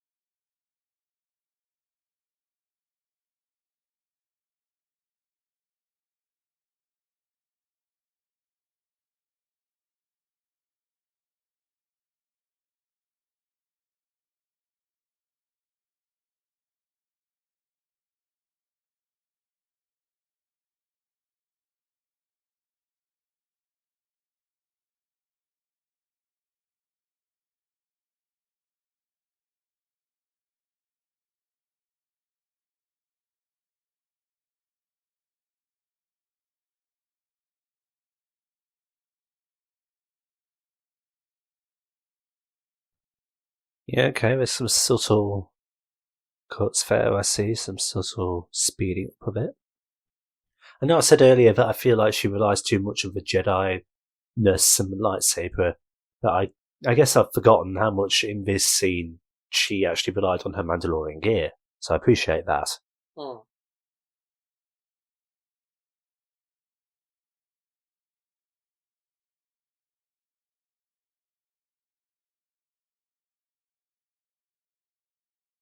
Okay. They kept this in. Interesting. I'm glad. I mean, It's the it's kooky type of Star Wars humour that, is no, well, it perfect. is, yeah, and it is funny.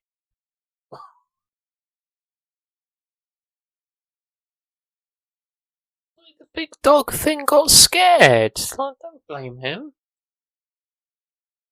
How often is he going to have people shooting at him and stuff? Plus, you need a ride. You're not going to be walking for endless miles And on also, foot. you don't have your jetpack, so Yeah. leave the big rat dog alone.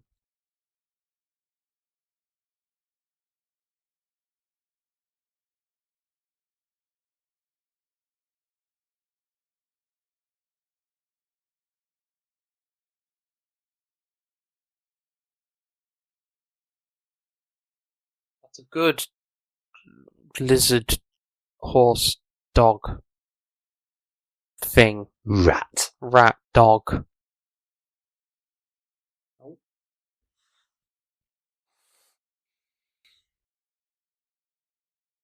Do you smell the weird crab muppets?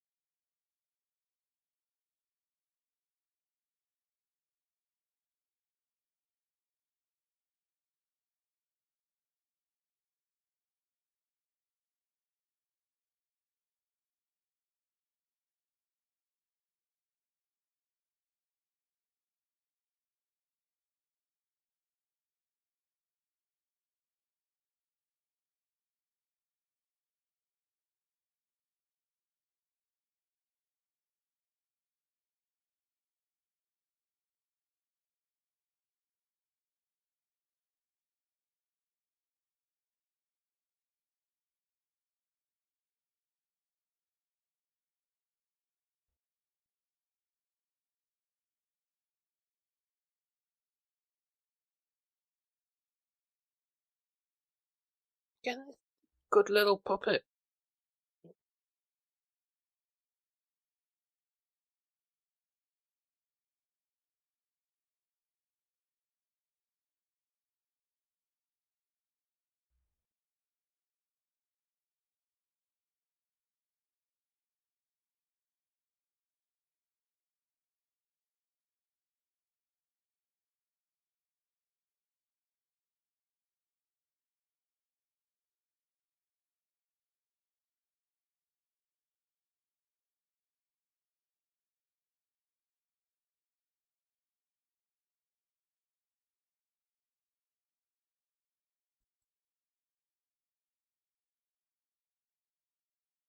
Oh.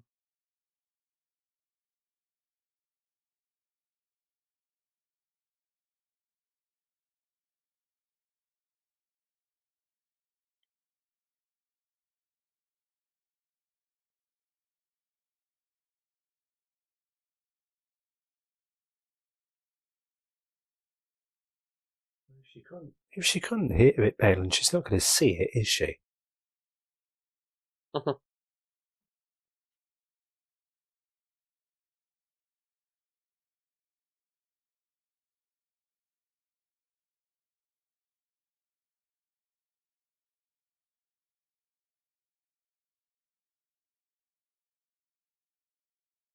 Again, great little puppets, great little sort of Star Warsy village.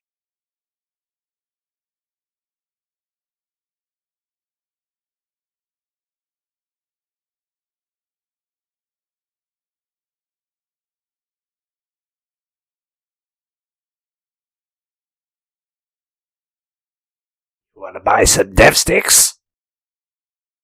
No, I don't.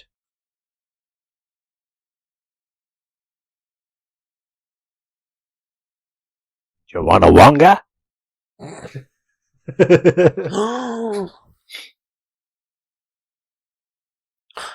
Look, it's biblically accurate Space Jesus.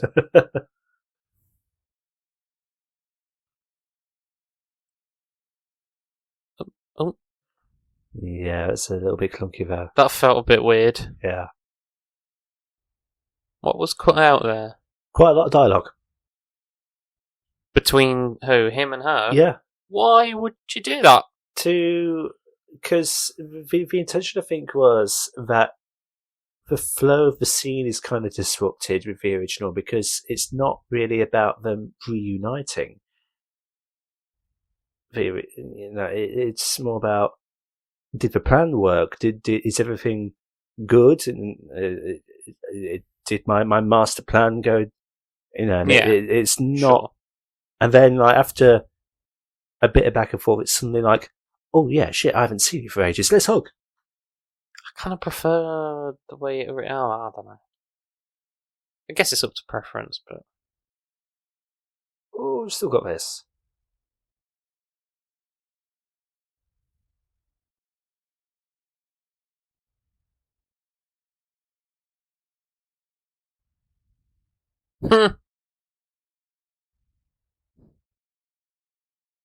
Interesting again, Hayden mentioning Ventress. Again, it feels like a parallel universe. It does, doesn't it?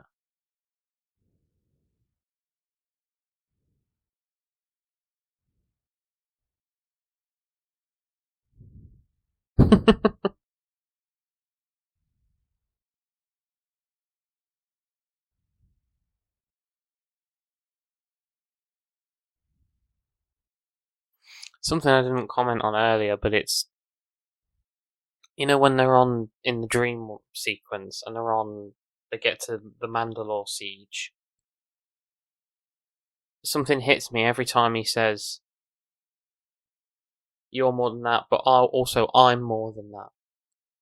Because it's like he is more than the guy that turned bad. Like, yeah, there is actual depth and expanse to his character. Sure.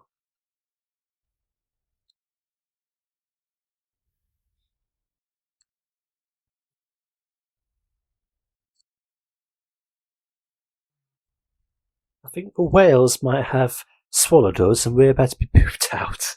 Oh, good lord. We're about to make an unscheduled exit from hyperspace at terminal velocity.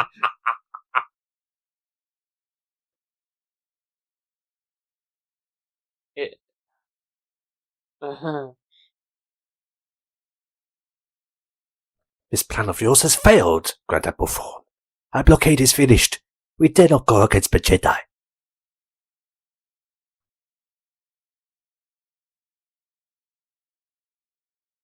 Funnily enough, my little meme there lines up almost perfectly with this Thrawn's following piece of dialogue.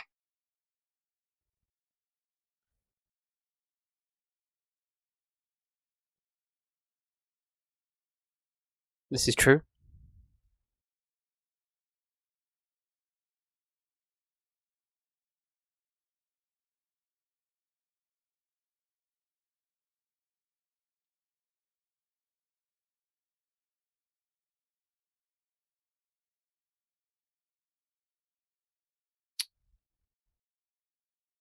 Okay, so it deleted him requesting details about her background, her history, her master, and all of that. But that's fair enough, because one presumes he's read E.K. Johnston's book about her. Yeah, haha, but I kind of feel like... I think it's a wise cut. You think? Well, I'm looking at my bookshelf. Thrawn Alliances, he knows that she was apprenticed to Anakin. Because Padme mentions it to him that she'd recently left the Order. Oh, okay. But I do kind of like the moment in the show where he sort of has that realization of, oh shit, that's who her master was. Yeah, like, it makes it seem like a big deal. But it's also, like, I've met him twice. Yeah. But then also, this is more canonically accurate. Yeah, sure.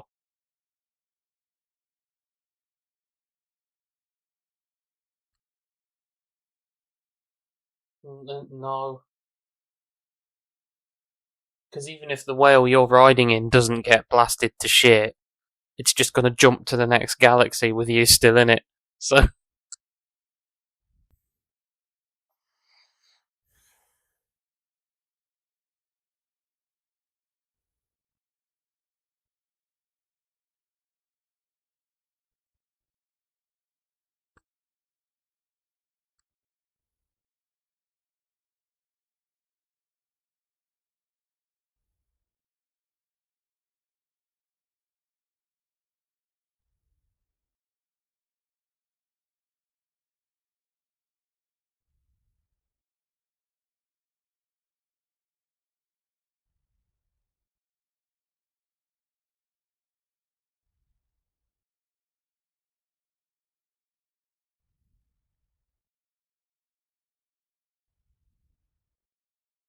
This feels kind of shorter. I don't know if it is, but what did you say? The order of it is, or? Well, no, I mean, I know that the editor again wanted to cut all of this, but I just don't think that they could. No.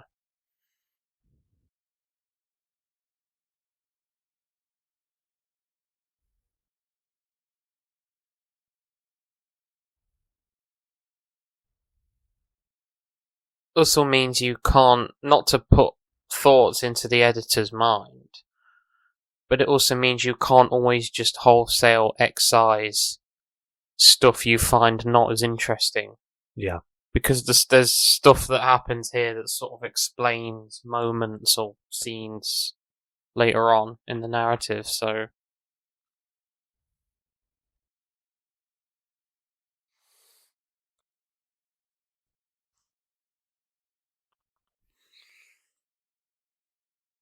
Will you, David? That's great.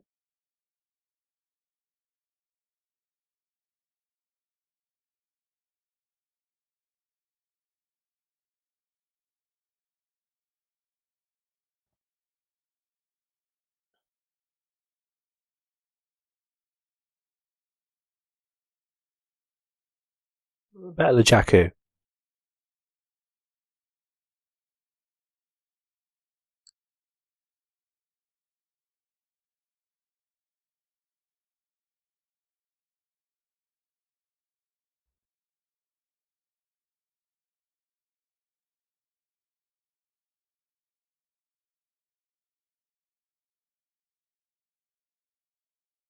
I put an Apple AirTag on you before you left. That was it. That must be it.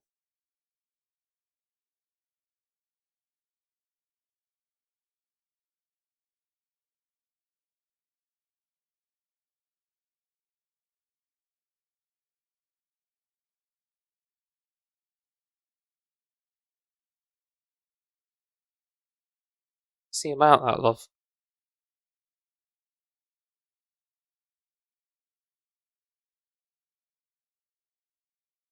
Again, totally gets the. He was brilliant choice. They all were. Oh, well, yeah, but him as well is just like he totally gets the vibe of Ezra.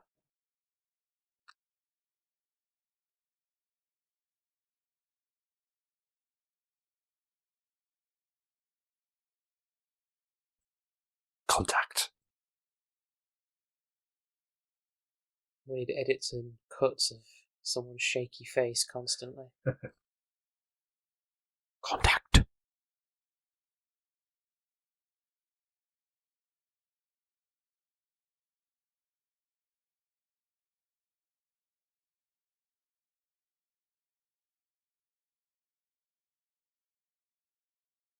Donkey!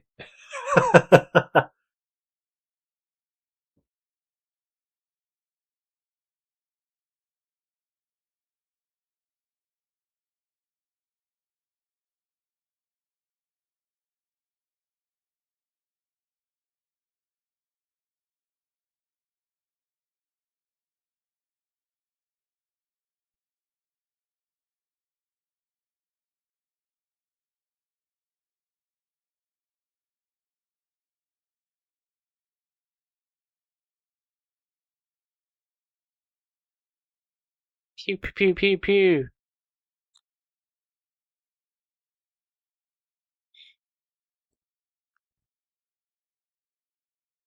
There's no air in space. How are they hearing and seeing all the explosions?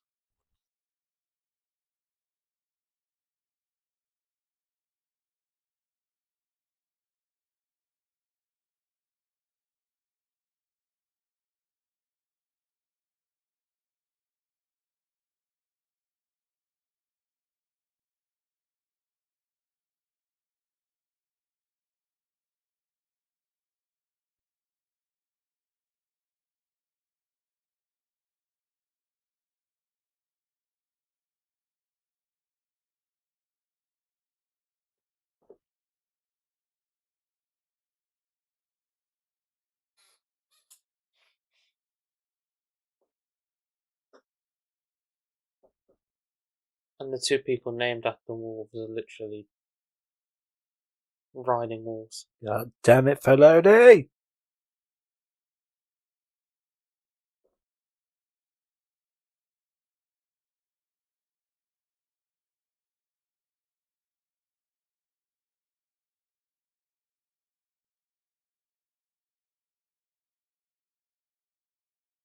It's just coming up with a really bad One Direction joke there.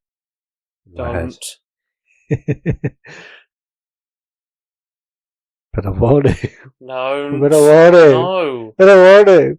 Well, you can't. I'm vetoing it. No. Well, I've just vetoed it, so you can't say it.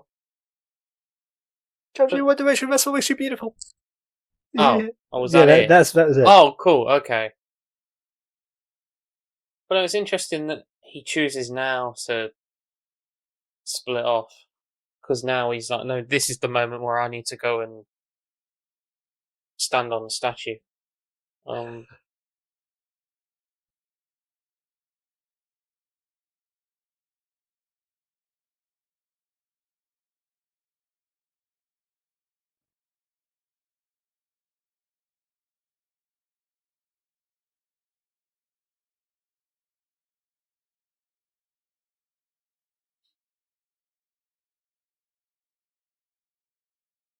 But that moment between the two of them as well, it was like, reminds me, for a more recent thing, listeners,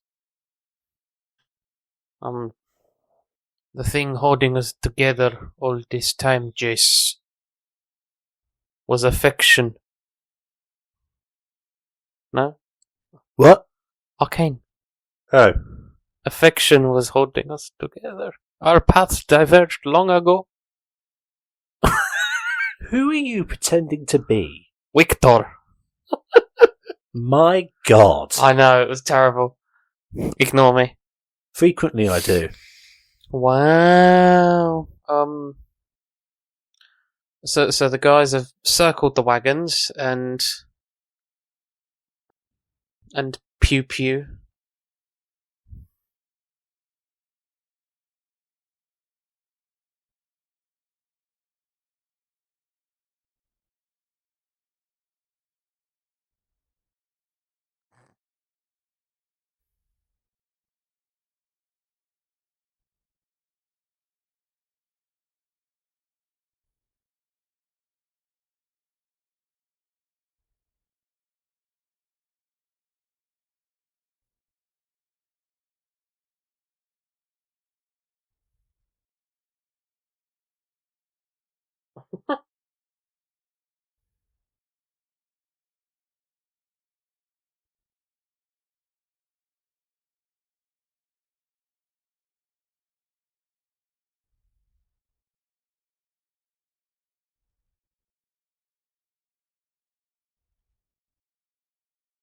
Why leave me in here with the big rat dog? He might eat me.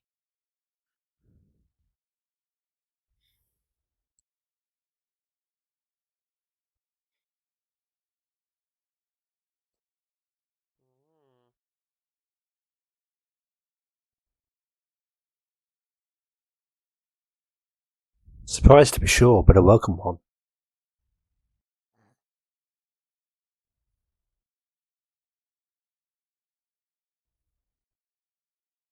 Okay, so yeah, cutting out the fluff again between these two, yeah.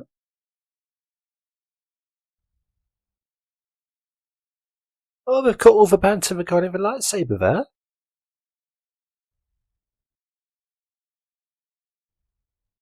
Good, bad cut, what do we think? I'm not sure.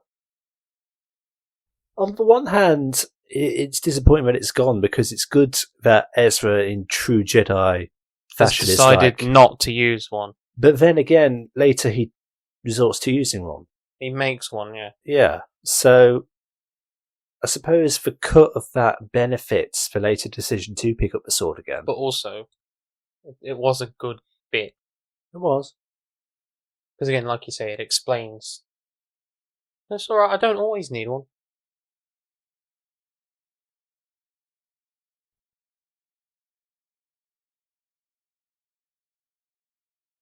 I mean, that's how they do it in a Turkish barber's.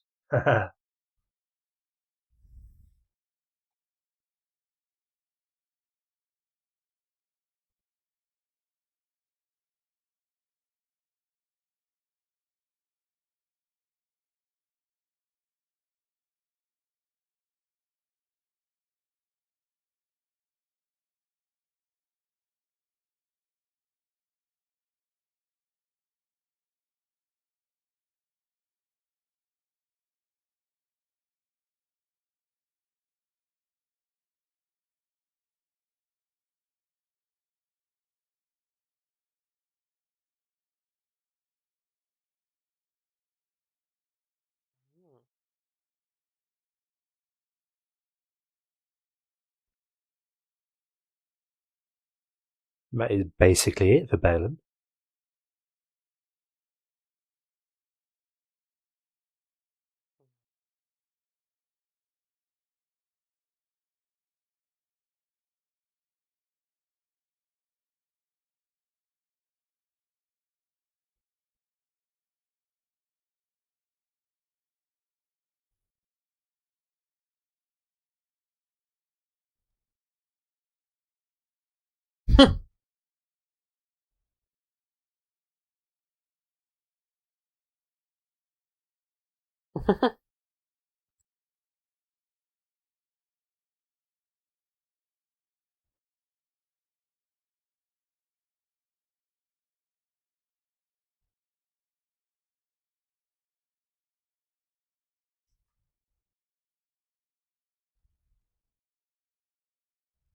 Again, that would require her wanting help.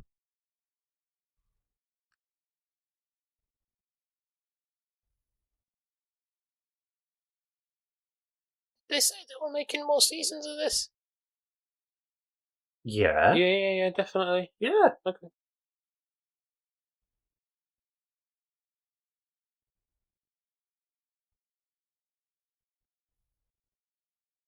Because I mean that makes more sense. Because at least they spent a lot of time together in Rebels.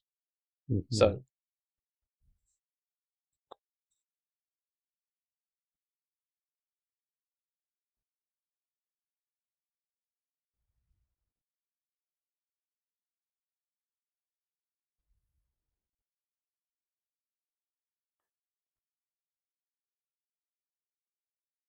I mean, you kind of knew that he was going to be all right because you didn't see a visible giant fireball. Huh. Again, love the music.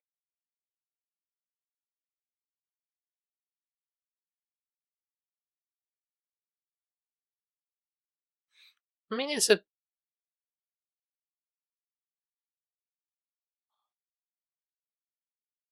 great concept, isn't it? Like a Star Destroyer in a massive hatch. Yeah. Looks cool.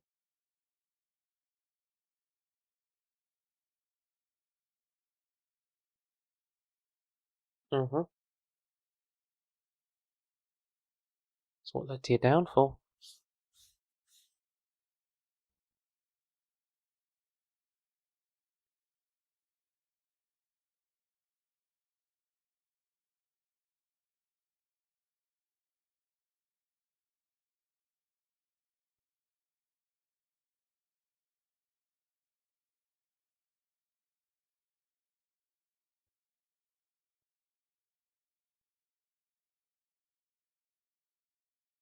I mean, his plan is a decent one to like sort of impose your order, flood the galaxy with undead soldiers. Especially since he goes to Dathomir, where in theory you could make more.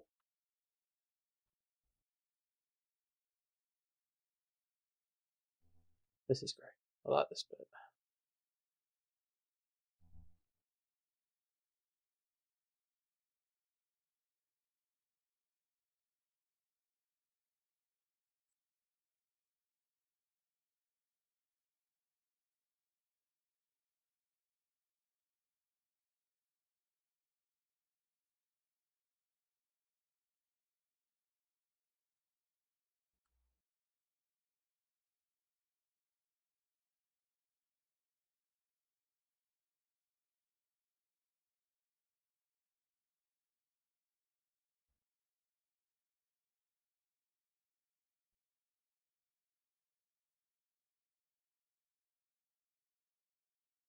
Bom, bom, bom, bom.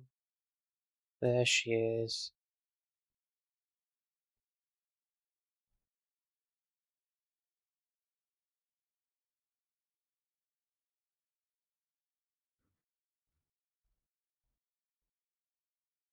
Mm.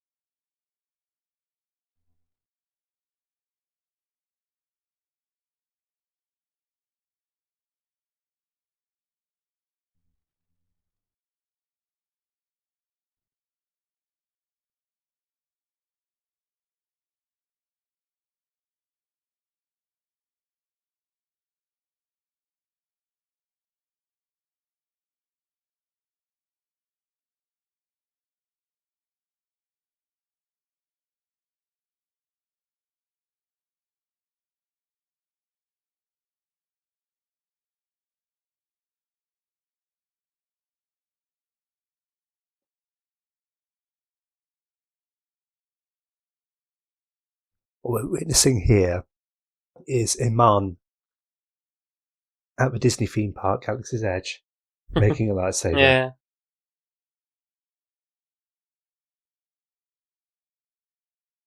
Yes.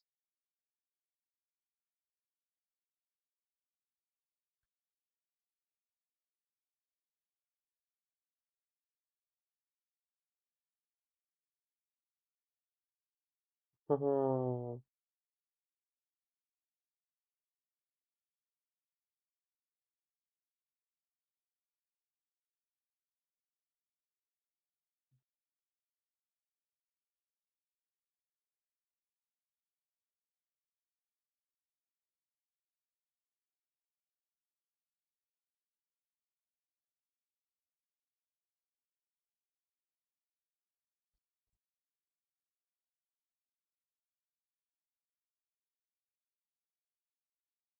Does it mean anything that's blue?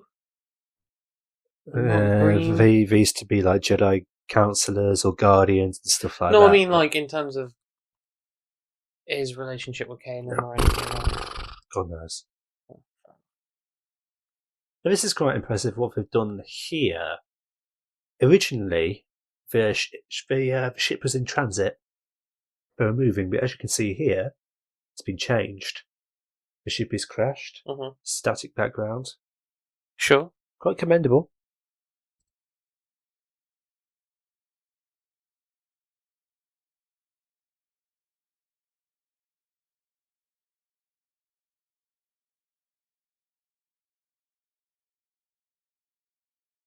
Mm.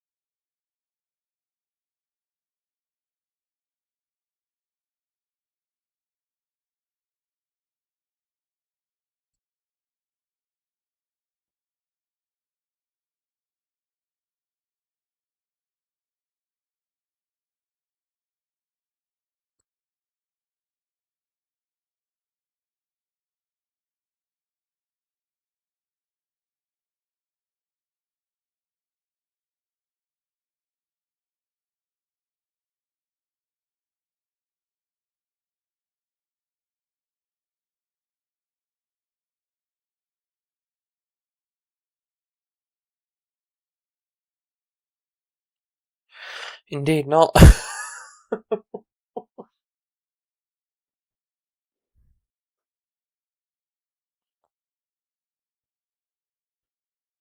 One wonders if the cargo transfer is already complete Well, by they this haven't point. just left. Yeah. Yeah. Or at least by Thrawn hasn't returned to either the bridge of the Chimera or the bridge of Sion's The Eye Eye. of Sion, yeah. That isn't a criticism of this specific cut, it's a criticism of the original show. It's the narrative in general, isn't it? It's like he's transferred all his undead troopers. Why hasn't he fucked off home? Yeah.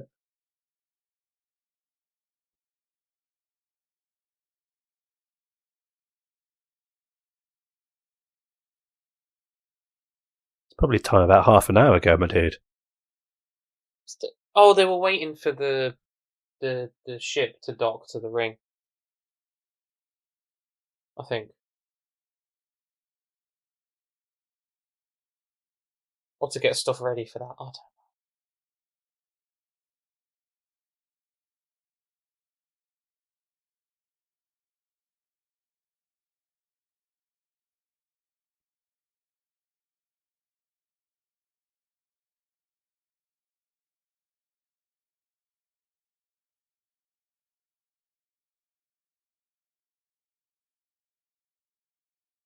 know.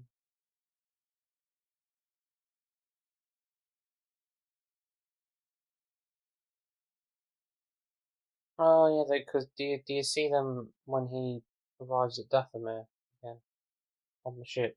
I think you do. Because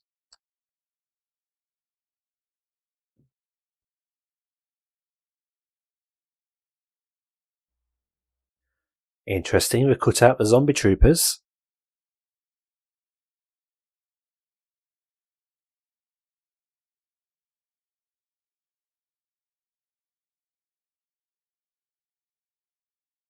Good or bad cut? Depending on how the next fight goes, possibly good. Because in that original sequence, it was kind of funny because there is a bit where the three of them are just sort of standing there, and they're getting shot at, and it's like it kind of looks like Sabine's doing sweet fuck all. Just to improve the speed and pacing of it all. Yeah, sure. Because I mean, I guess there's no inherent need to have that original bit in there. No. Again, owing to Morgan's actress, this is great. This is a great fight. Great choreography. Again, given her martial arts training as well. Bruce Lee's goddaughter. Yep. Yeah.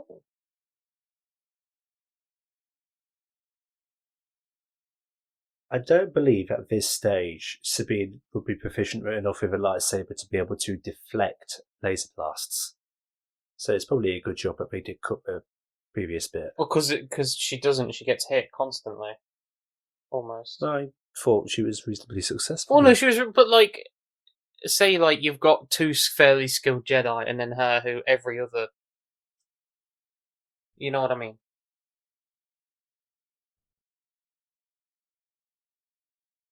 But also, I feel like some of the scenes with them on the platform are adequate enough to show you the fact that the troopers are more than normal. But certainly, given the fact that one of these Death Troopers has been impaled already. Oh, and the sort of skull underneath this one's helmet. And it's currently trying to like eat her face.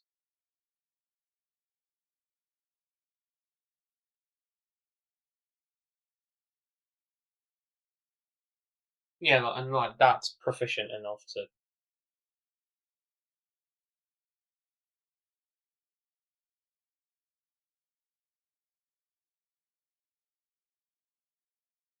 That's great.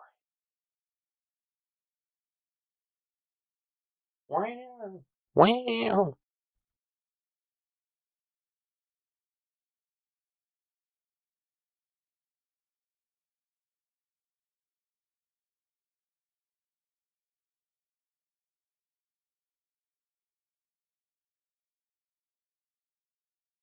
No, a change has been made here. Right. Sabine's no longer responsible for pushing Ezra to the hangar, if I know what's coming up.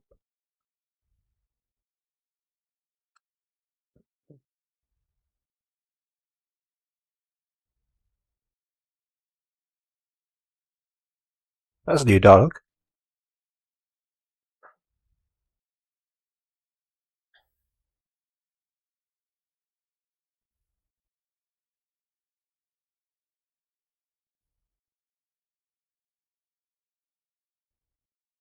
So is the impetus now that he just jumped? Yeah. But okay. Maybe slightly unnecessary a change to make. Well, it kind of makes sense. I Because mean, again, she's sure. still a Force novice. And it took a great deal for her just to pull the lightsaber, so it doesn't make sense. But now she's suddenly strong enough to be able to push him such a great distance. I don't know. Because I feel like in a moment of stress and need, she'd probably be able to do it. But I don't know.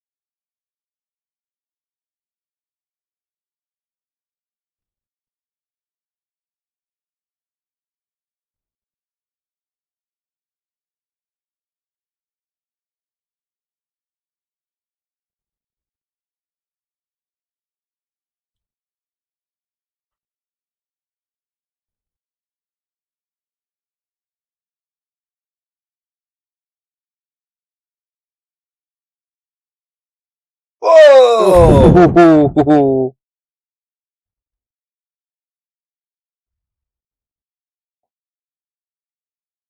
I did not know about that. No, because she just sort of gets stabbed in the stomach, doesn't she? Slashed. Or slashed across. Yeah.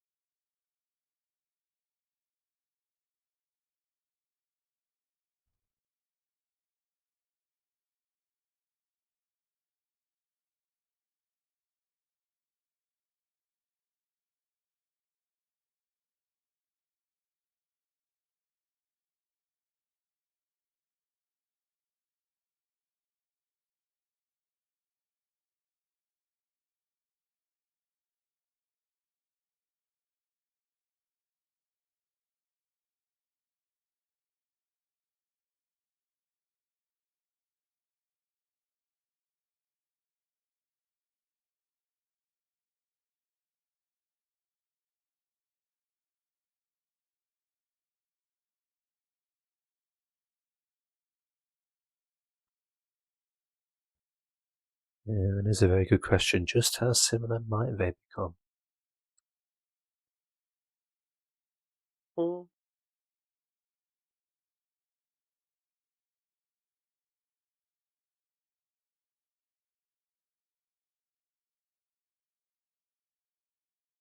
Well, Piscoped. Wah, wah, wah.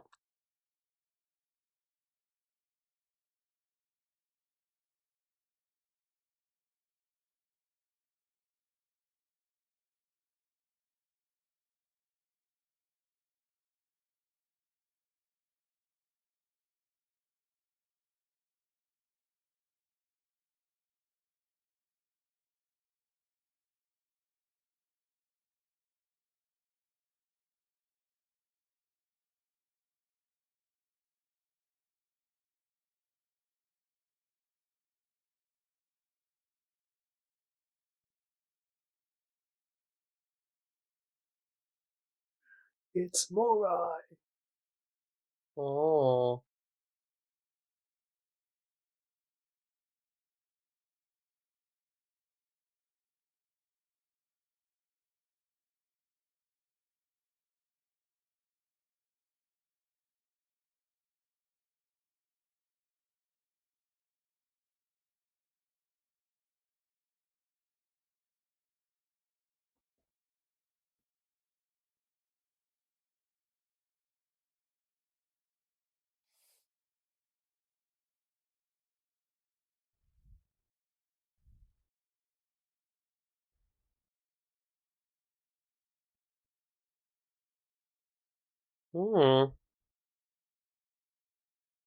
Where shall they go with Balin's skull next time?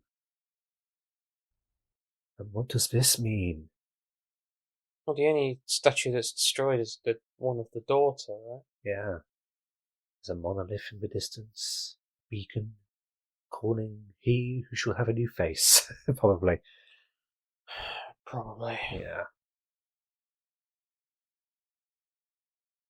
It also makes you wonder what the relationship is between the gods of Mortis and, like, the Dathomir, the Night Sisters, and that specific planet, and versus Mortis, and, like... Yeah, there they are. There's Enoch.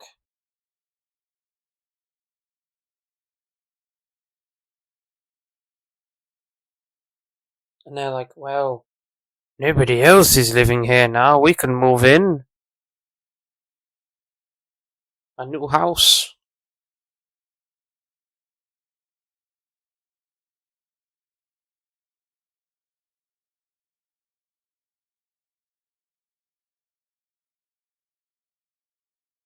Was it always a Jedi shuttle like this, or was it used to be an Imperial shuttle?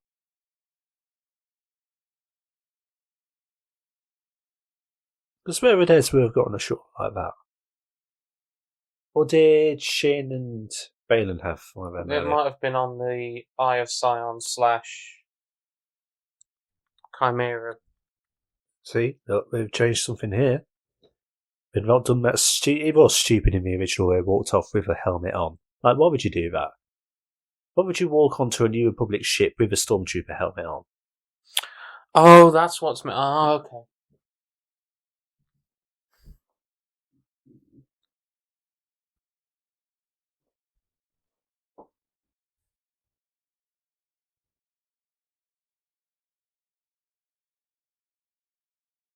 Oh, that's so much better. His name's not Ezra, his name's Jesus.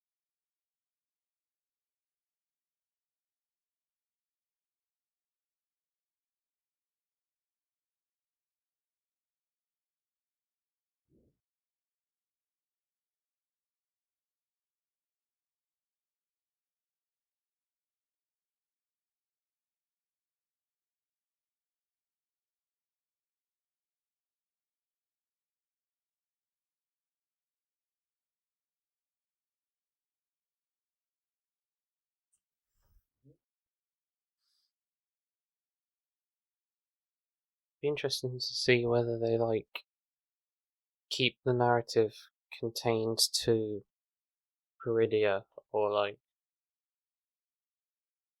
You've got to have stuff with Ezra You've and got Hera. to. And, Yeah.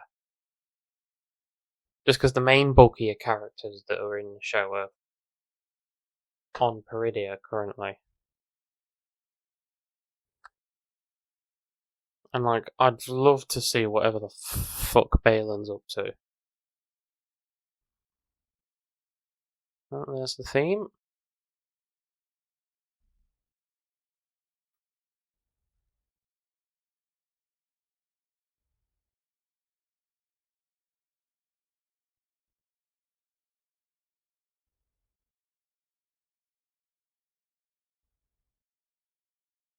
I was about to say, if you cut out my sweet Canadian prince... No, of course they didn't.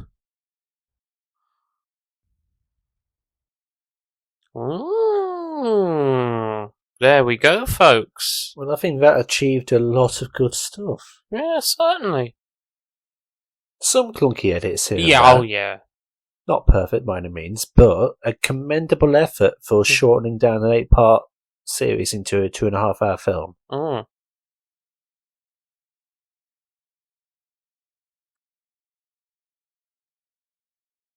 Also, we should say We said it up top, but just a reminder: support the official release. Yes, you can find a link to the website for this down in the comments. But indeed, first point of call: always support the original release. Yes.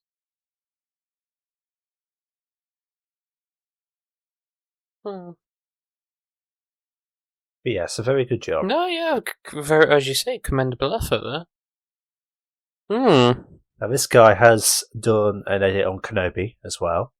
Okay. Which would be interesting to look at. Uh-huh. I know for that one, he's replaced the final music with Duel of the Fates and Battle of Heroes, so he's put them in. Interesting. Although I did like the original music for it. I did too. Yeah.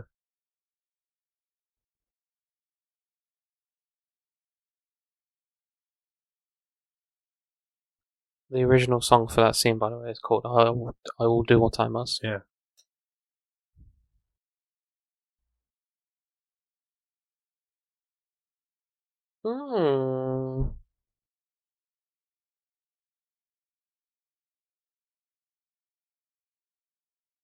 So I know there's a fan cut for The Acolyte out there, which you could watch. I want to know if someone has ever done a fan cut for Attack of the Clones and re-added in all of the stuff that was deleted regarding Padme's homestead. Okay. All of that. Because I would say I'd have a go at doing it myself, doing a fan cut of Attack of the Clones, but I'm just not quite talented enough to be able to pull that off convincingly, I don't think. Because what I would do for that is certainly re-add that stuff and then reorder scenes regarding Anakin and Padme. And I think I've probably shown you my attempt. I believe I did that before, yeah.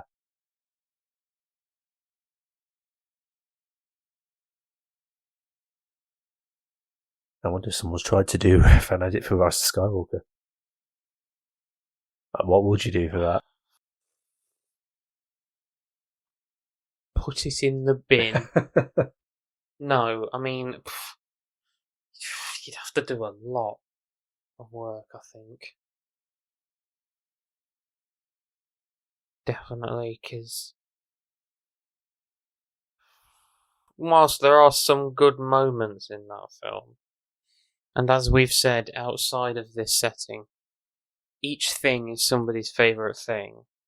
Like, in my opinion, you would need a hell of a lot of work to quote unquote, like, fix Rise of Skywalker.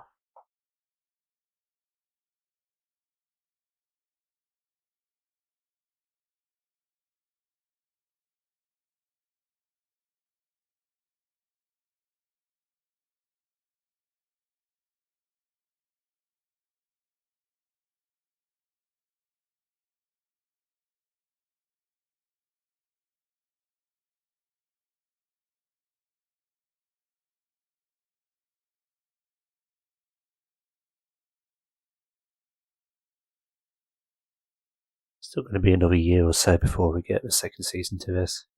Pain. Yeah. Good things come to those who wait.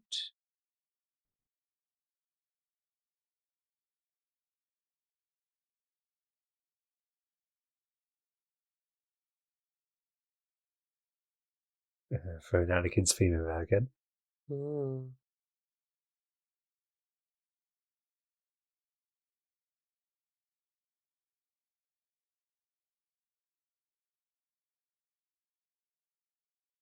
Visual effects by an Ubisoft division.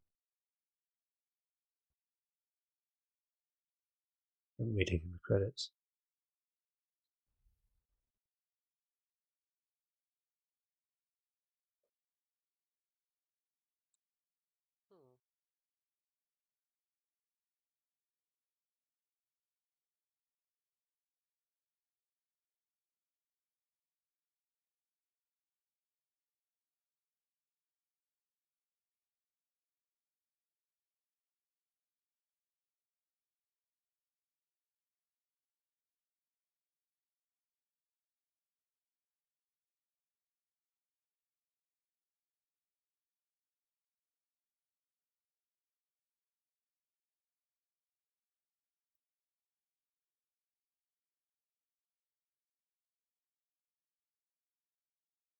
And I'm just realising they cut out the entire hearing regarding Hera. The 3PO cameo and all that. Oh, with them, and they mention Leia, don't they, as well, yeah. Oh, that was not so nice. And anyway, here we are at the end of it, with 30 seconds to go. Here we go. So thank you everybody so much for stopping by and checking out this commentary. Like and subscribe if you haven't already, and share this video around to help out the channel. Indeed. And until the next time, see you all later.